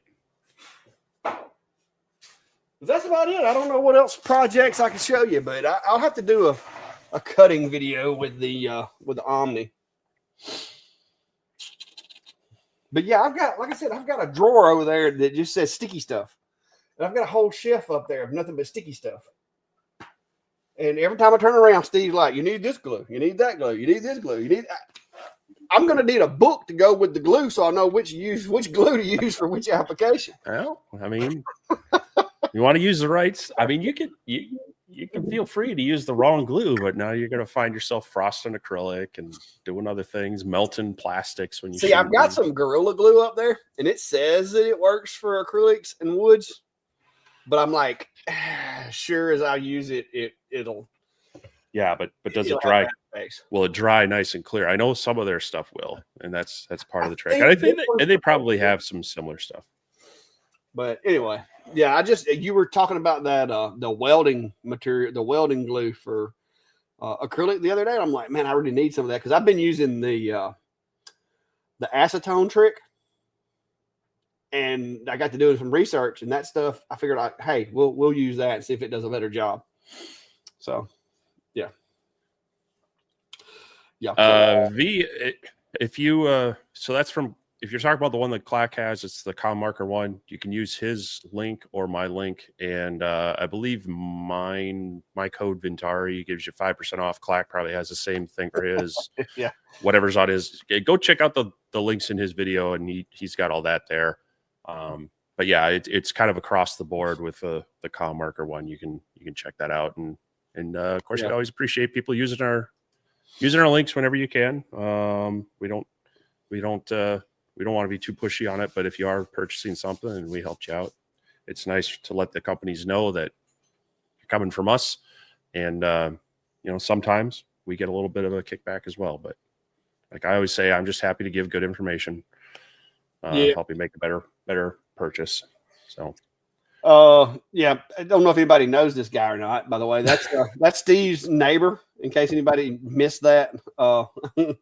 Matt at Laser Engraving with Matt. He's another one of those Minnesota guys up there in South Canadian province. South Canadian province. So y'all go check out his videos as well. Yeah. I have been watching. He's had the Omni. And there was something else he was doing the other day that I thought was interesting that I watched. But I usually listen more than I watch. So if you ever ask me if I watched the video and I say no, it's probably because I was listening to it. But yeah, he's got lots of interesting equipment up there. I'm surprised that him and Steve haven't actually ran into each other because Minnesota is not that big, is it? Well, it's tall. You say I'm close to Canada. It takes me about 6 hours to get there. I could be through Iowa and into Missouri before I could get into Canada. But no, especially here in the winter, us Minnesotans like to keep to ourselves. Yeah, or get everybody sick. One of the two. I know. That's only when I travel out of state. And I've always been told what happens in Vegas stays in Vegas. Well, that didn't happen for me. No, you spread it all over Arizona and with it. Nevada and Minnesota. I mean, you spread it. There was like a trail of infection everywhere you went. Patient zero. Yeah. All right. Well, we haven't done one of these in a while, so just to show our appreciation for everyone, we're gonna do a small giveaway tonight. I've got a small collection of things, so we've got some Clack Shack stickers, we've got some Vintari stickers, I've got a coaster, and I have an out of stock, soon to be back in stock lens kit.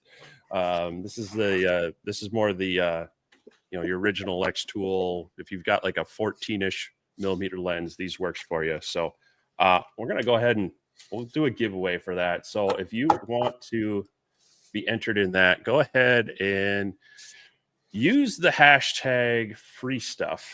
And we'll do that in about 5 minutes. Give everybody a chance to put that in there. So, you got new ones, huh? Yeah, look at that. I stepped it up. I went from the little baby stickers, which the baby stickers work pretty well, but now I have variety. So I'm going to bring you some of those when we go to Georgia, so you can add those to your collection. But yeah, I had my buddy Tim knock me out a little bit of them, so I have more stickers now.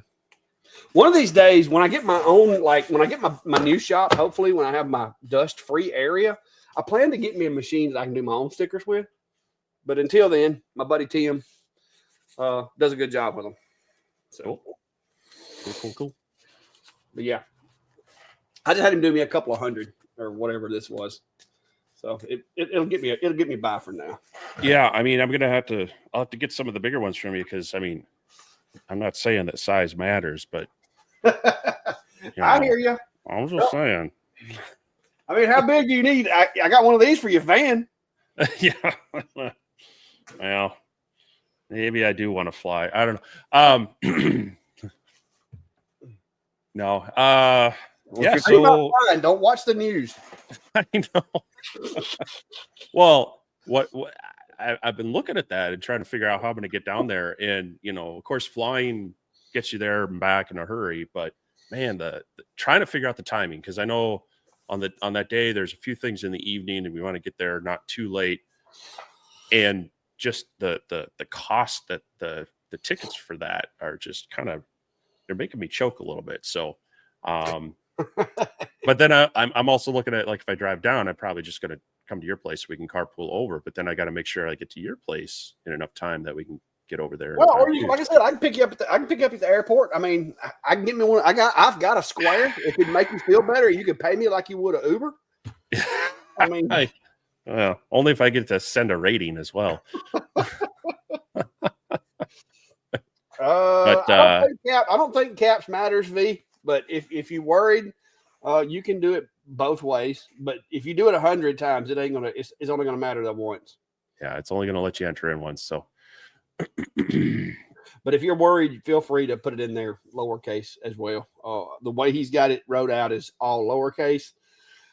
I can't tell you that uppercase, lowercase matters, but just to be safe, I probably would just do it lowercase just to be sure. Yeah. Oh, phaser pilot one. How much do you use your laser for RC stuff? That's actually why I originally got my laser. As well as my first CNC router. I got my first CNC router over 10 years ago and my first laser about 9 years ago. And that was to work on. I was doing some stuff with some R&D stuff for a company called SIG Manufacturing. And, you know, they had their own laser and they had their own balsa, but there was always, even them sending it, you know, a local courier, it was 1 or 2 days to get stuff back and forth. And so eventually just broke down and figured it was easier for me to be able to do 3 or 4 iterations in a day with my own laser. And then I ran a whole business off of it called Foam Flight for a while. Nowadays, and this is the whole tale of taking your hobby and making it a business. I kind of got burned out with that. I was kind of not enjoying the hobby as much because I was working between being an editor for a national magazine and running club events and running the club as an officer and all these other things. So I kind of pulled back on that. But I still, you know, I've even taken lasers to the field and made parts on the fly for people.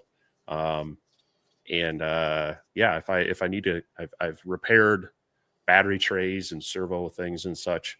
And I still have, I dabble on a couple of my designs every now and then as well. Good friend of mine used to run a business making kits, and he's sent me a few of them too. So yeah, it's less than I used to, but I still do it from time to time. Jeremy's asking, do you being from model plane business, did you know Mr. Becker? It's not sure, not ringing a bell. So. And Phaser Pilot says the name comes from flying my SIG Phaser. Yeah, so, that makes sense now. That was a good airplane.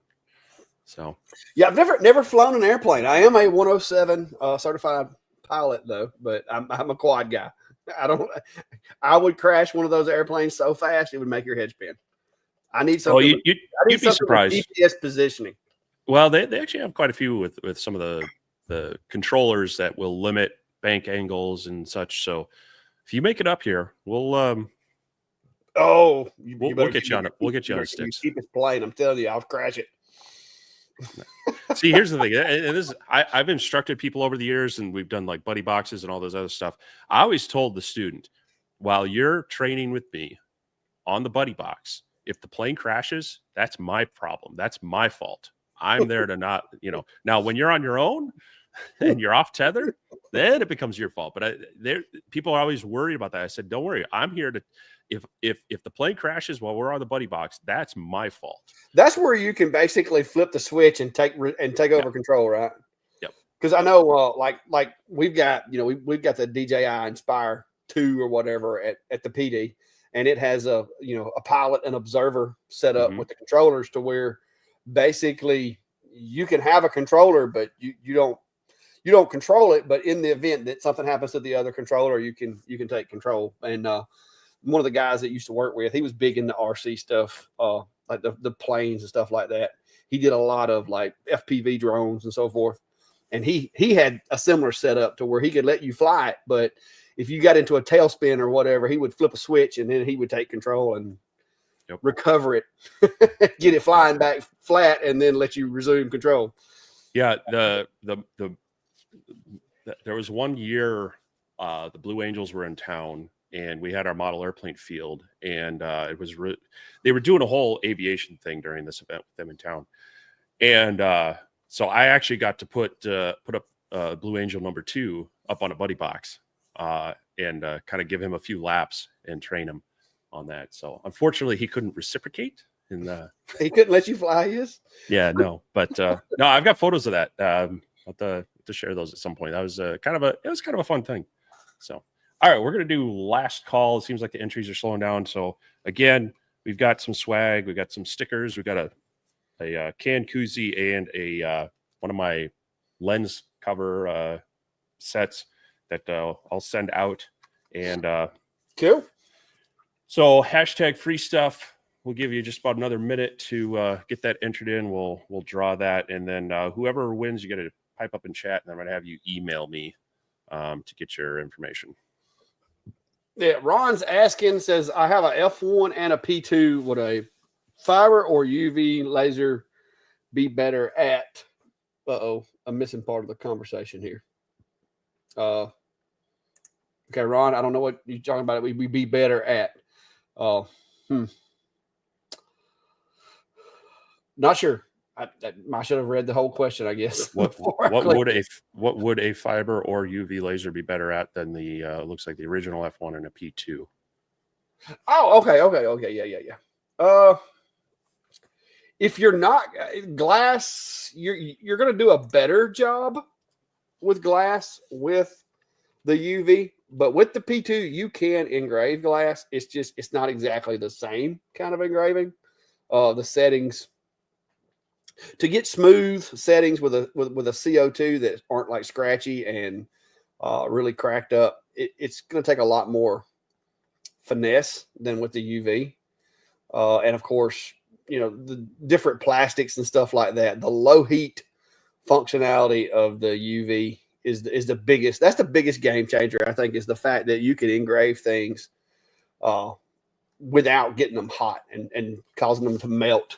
Or like with metals, you're not going to cause it to warp as bad and that type of thing. So it would be, it's a very expensive investment. So I would say, in my opinion, unless you're just wanting it as a hobby and you got the money to spend, figure out how to make money with the ones that you have and then invest once you have a working business model. Because to me, the UV is more geared towards actual business and using it to do jobs with. It's a little pricey for just a hobby, unless you're really dedicated to your hobbies. All right. Somebody said hashtag biscuit. All right, we've got 90 entries for this, so I'm going to bring this screen up, and we are going to draw a winner. All right. Good luck. Drum rolls going on in your head, so enjoy that. Still for the claps. And we've got Patty Wright. Patty is the winner. That sounds very loud. Something. So Patty, if you can go ahead and email me at vintari@gmail.com. Go ahead and chime on in chat here as well. It says I won, so she is present. There you go. Yeah. So go ahead and email me. Get me your address where I can mail this off to you. We'll try to get it out in the mail tomorrow for you. And yeah, we said we were going to do some giveaways. We are working on some stuff, but thought I'd get that out. There was a lot of chatter about lenses and such today, and Clack and I have our nice plethora of stickers. Yeah. Well, we want to get them out to you guys. The sticker collection is getting bigger. Like I said, I've got me some doable bigger sizes now. The little ones work really well for putting on lasers though, and keeping these laser companies from cutting, my videos and using them for theirs without at least giving me a little recognition. Right. Because everybody's like, why are you always putting those stickers on the machines? And I'm like, that way, when they use my video in their commercials, you know, it's hard to get rid of all the logos because they're on the wall, they're on my shirt, they're on the laser. It's just a matter of making sure that my brand is represented when they're recycling my content. So, Right. Yep. And did you notice that in my latest video, you were like co-starring for like half the video? Steve on need to get you a better photo. Hey, it looks pretty realistic when you come in the door. One of my kids came in the other day and I wasn't here, and you scared the crap out of them because they come in the door and turn the light on, and the first thing they see is Steve on a stand sitting on top of the S1 over there. Well, I don't know, where do I have your head? I've got yours on a little hook from when I did that camping video. Yeah, here we go. So there's that little hook there, right? And I've had it hanging like on like in videos. I'll have it like on the back of the little shelf as a little Easter egg. And kind of the same thing. I was coming in and out of the garage door and saw this big old head staring at me, and I kind of did a quick whoa. Yeah. But yeah. Anyway, life size. Well. Hey, don't tempt me because my buddy up at the trophy shop does have the capability of printing a fat head. Yeah, those like foam ones that you. Yeah, he's got this sticker machine that he can do like 8-foot like stickers or whatever. Yep. On. And then he's got that it's like a plastic cardboard almost that he can cut. Like he'll put the sticker on there and then cut it out around it. So I have been tempted to put a Steve Fathead over there on the other side of the building. Yeah, we at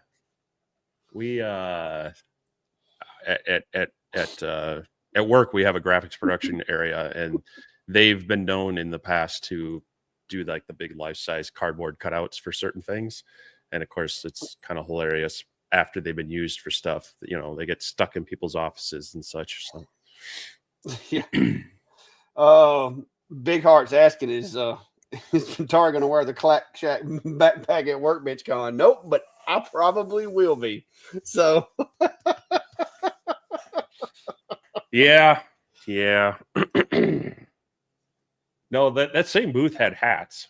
I could have gotten a hat, you know, just have the little thing. I was stupid. Make sure I'm standing on the right side of him. But all right, Patty says she sent you the email, so you should. Yep, Patty, and I did get it. Thanks. So we're all good to go there. So like I said, I'll get that boxed up and sent out tomorrow. This side of the radio, they reached out to me. Longer did right before their holiday kicked off, and I've done this. The past 3 or 4 companies that's reached out to me, I've done this, and I just basically asked them would they be willing to do a giveaway also, so that I could give one away and do the video. And that was the last time I heard from them.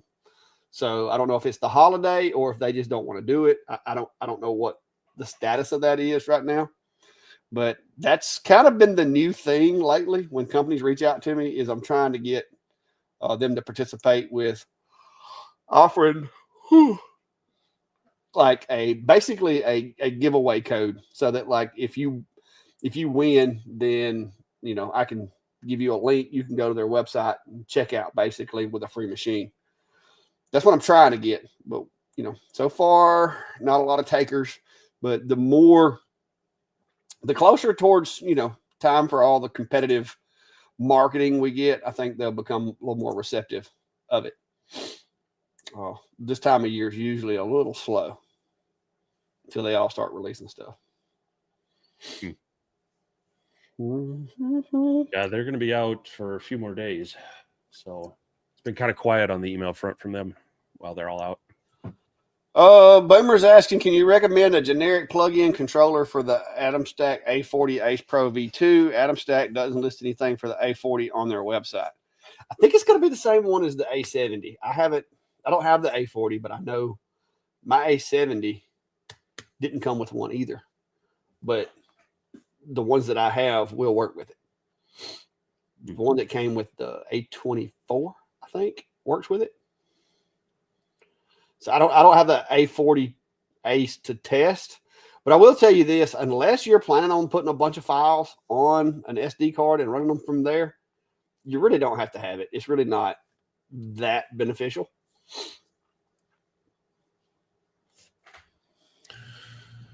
Yeah. V says she's getting a knee replacement on the 19th. Well, best of luck with that. Yeah. I haven't had that particular surgery, but I've had one close enough that it's gonna be a bad experience. So I hate to tell you that. I know that's not what you want to hear, but it's not a good experience. I've actually heard the replacement's better as far as recovery time than what I had happen to me. So there's that. Yeah, but I know a lot of people who are much happier after they get that done. What's Ryan going to comment about? Well, either the knee replacement surgery or the fact that he's got to pay $350 to upgrade from VCarve desktop to Pro or 11.5 to Pro. What's he trying to do? He was looking at the upgrade for VCarve from 11.5 to 12. Oh, so. Yeah. They like their upgrades, no doubt. They like their software, which is a good software, and you know, it's hard for me to smash on them as long as it works as good as it does. And the nice thing is it's a perpetual license, so if you're happy with the version you got, you know it's going to continue to work. I have like an old copy of like VCarve version 6 something maybe that I can't upgrade anymore. So I actually have a my latest one with is that the one that worked on the Commodore 360? Yeah, not quite. So Charles is asking if we've seen the information on the new Galvamatic 40 watt. I'm not sure what the wattage is going to be. Leo did message me on something unrelated, and I told him I'd like to see the machine, and so he's insinuating that there may be one in my future, but I don't know. Like I said, I try not to count my chickens before they hatch. But if they do want me to try one out, I think it's an interesting concept. Wouldn't mind seeing it for sure. See how well it works. There's a lot of challenges, I think, with that setup, but if they can pull it off, I think it'll be really, really cool. Yeah. Mike's asking, just got the S120 watt hooked up with the Atom Stack chuck on it, but haven't run any of it yet. Have either done this? I haven't. I do like the Atom Stack chuck, but I haven't tried running it on. I mean, I ran an older one on the D1, but I haven't tried running anything but the RA2 Pro on the P2 or the S1. So, but, I haven't either. I would imagine you would have to be running it with LightBurn to be able to not use RA2 because you're going to need to set the rotations. Yeah, you're going to need to set the steps per rotate or the millimeters per rotation, I guess what they call it. Yeah. No, I'd be curious to see how that goes for you because it is a nice chuck. Their original one. Now you've got their newer version. I like the Pro. They're not calling this one the Pro, I don't think, but I like the Pro better. This one's the new one.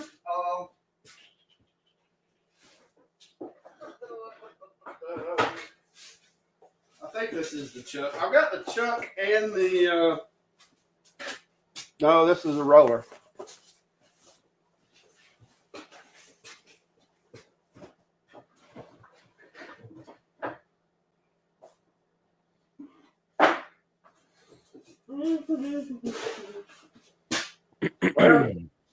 I said I had it. I've got it stuck right here somewhere.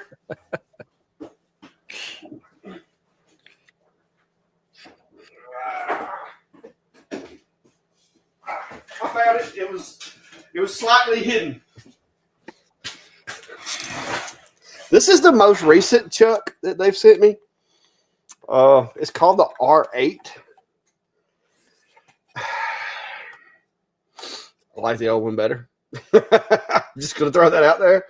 And the reason is watch closely. Ooh. Yeah, not a fan. Now, I get, as long as it's sitting on the table, the pressures are going to be downward like that. But just, I do not like this as well as I do the old one.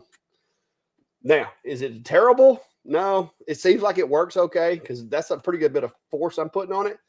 But I'm going to stick with my older one unless I have to use this one.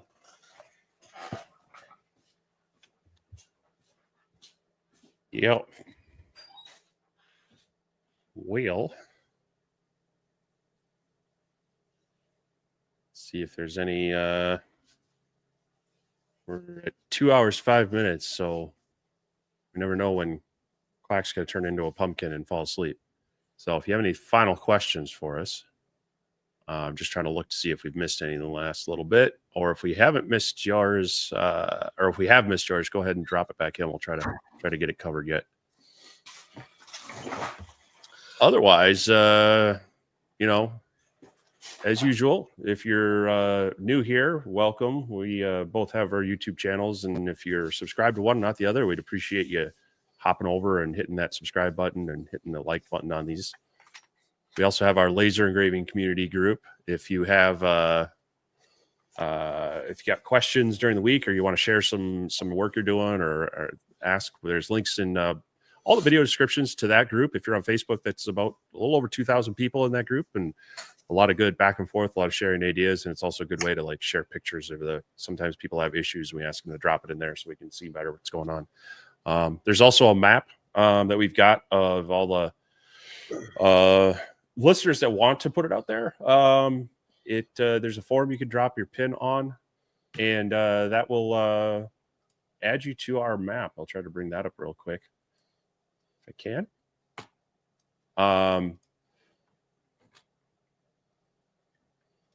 Here you go.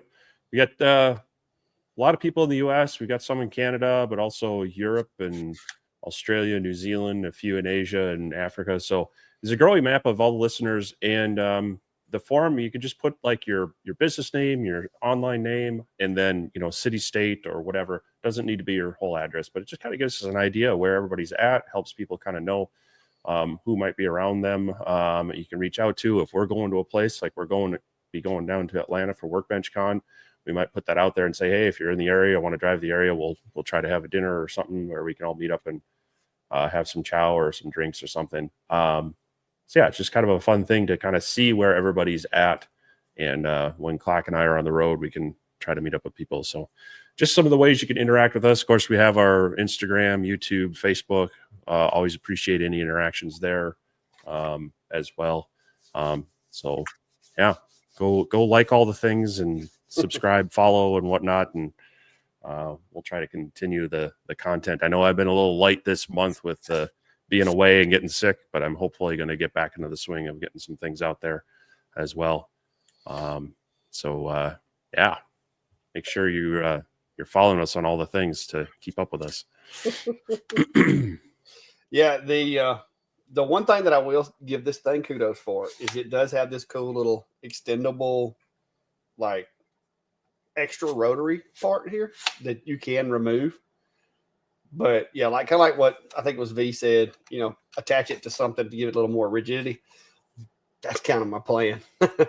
There will probably be a piece of aluminum or something end up getting it fastened to the bottom of this if I keep it and use it a lot. But this is for their newer machines, and that's about all I can tell you right now. But this is for their newer machines. You got to have it because of stuff. But it has this adapter back here on the back, which basically there's just this little board, and then on the inside it's a stepper just like any other that connects right here, but there is a control board here. As far as the steps per rotation, this side of the radio is asking. Most of the machines, most of the rotaries, the book that they come with will have that in there. If it doesn't, most of the common ones we have, it just depends. Like Adam Stack one, the the X-Tool D1, the RA2. A lot of those common ones, you can either search it or, like I said, watch a video and just see when somebody set it up, what they set it as. But you can adjust it, but that's a whole process. That's like a whole video in itself. Well, it's in a nutshell, you're going to want to draw yourself like a 1-inch square, get yourself like a dowel or something that you can etch on, and or like an aluminum can with some painter's tape on it. And then you're gonna run your test, and you're gonna measure around the radius part. And if it's too big or too small, you're gonna need to adjust your steps up or down, and then you can kind of dial it in to where it's it's a 1-inch or 25 millimeter square. However, that's the basic steps to dial it in, is take a known dimension and then have it do its thing, and then if it adjust your sizing one way or the other to get it dialed in. All right. Yeah. Well, that's about all I got. And like I said, I do have to go to work tomorrow, unfortunately. So we'll have to see. Yeah, Mark, I've been back at work, but I also, between some days off, and I have a couple days a week that I do work from home. I've been kind of balancing that. Oddly enough, between planned vacation, holidays, taking some time off, I was only at work. I worked 12 days last month. I was at work on campus only 5. So I think that's a record for me for a January. So hopefully I'll be, it's nice, but it's a lot of backlog of some work and things to get caught up on. So yeah, I'm lucky enough to have a bit of a hybrid environment where I can still do work from home and not infect people unless I'm going to Vegas in Phoenix. Yeah. All right. Chris, I'm not even sure what kind of steppers are on that. I don't want to misquote, but it'll be in a video soon, I'm sure. So, Cool. All right. Well, that's about it for tonight, guys. Like I said, we appreciate y'all stopping by. If you hadn't already, be sure to hit the buttons. And hopefully we'll come up with some decent videos or ideas here in the next week. Steve seems to be getting gradually better from his his little assignment as a petri dish for whatever it was that he had this year's flu or whatever. But yeah, hopefully things will get going better for him. V, I think you were the one that said you had the knee surgery coming up. Good luck with that. I hope it turns out well. Maybe it'll be a lot easier than mine was. I just had a terrible experience with mine, and I'm still battling with my back. I went and got a shot last week, and hoping and praying that it's going to be a little better. But with these back issues, you never know. So we'll see. Yep. But until next time, I'll see you guys. I'm gonna herd some cats and power off some lights. Get out of here. All right. Sounds good. We'll see you all next week. Be safe.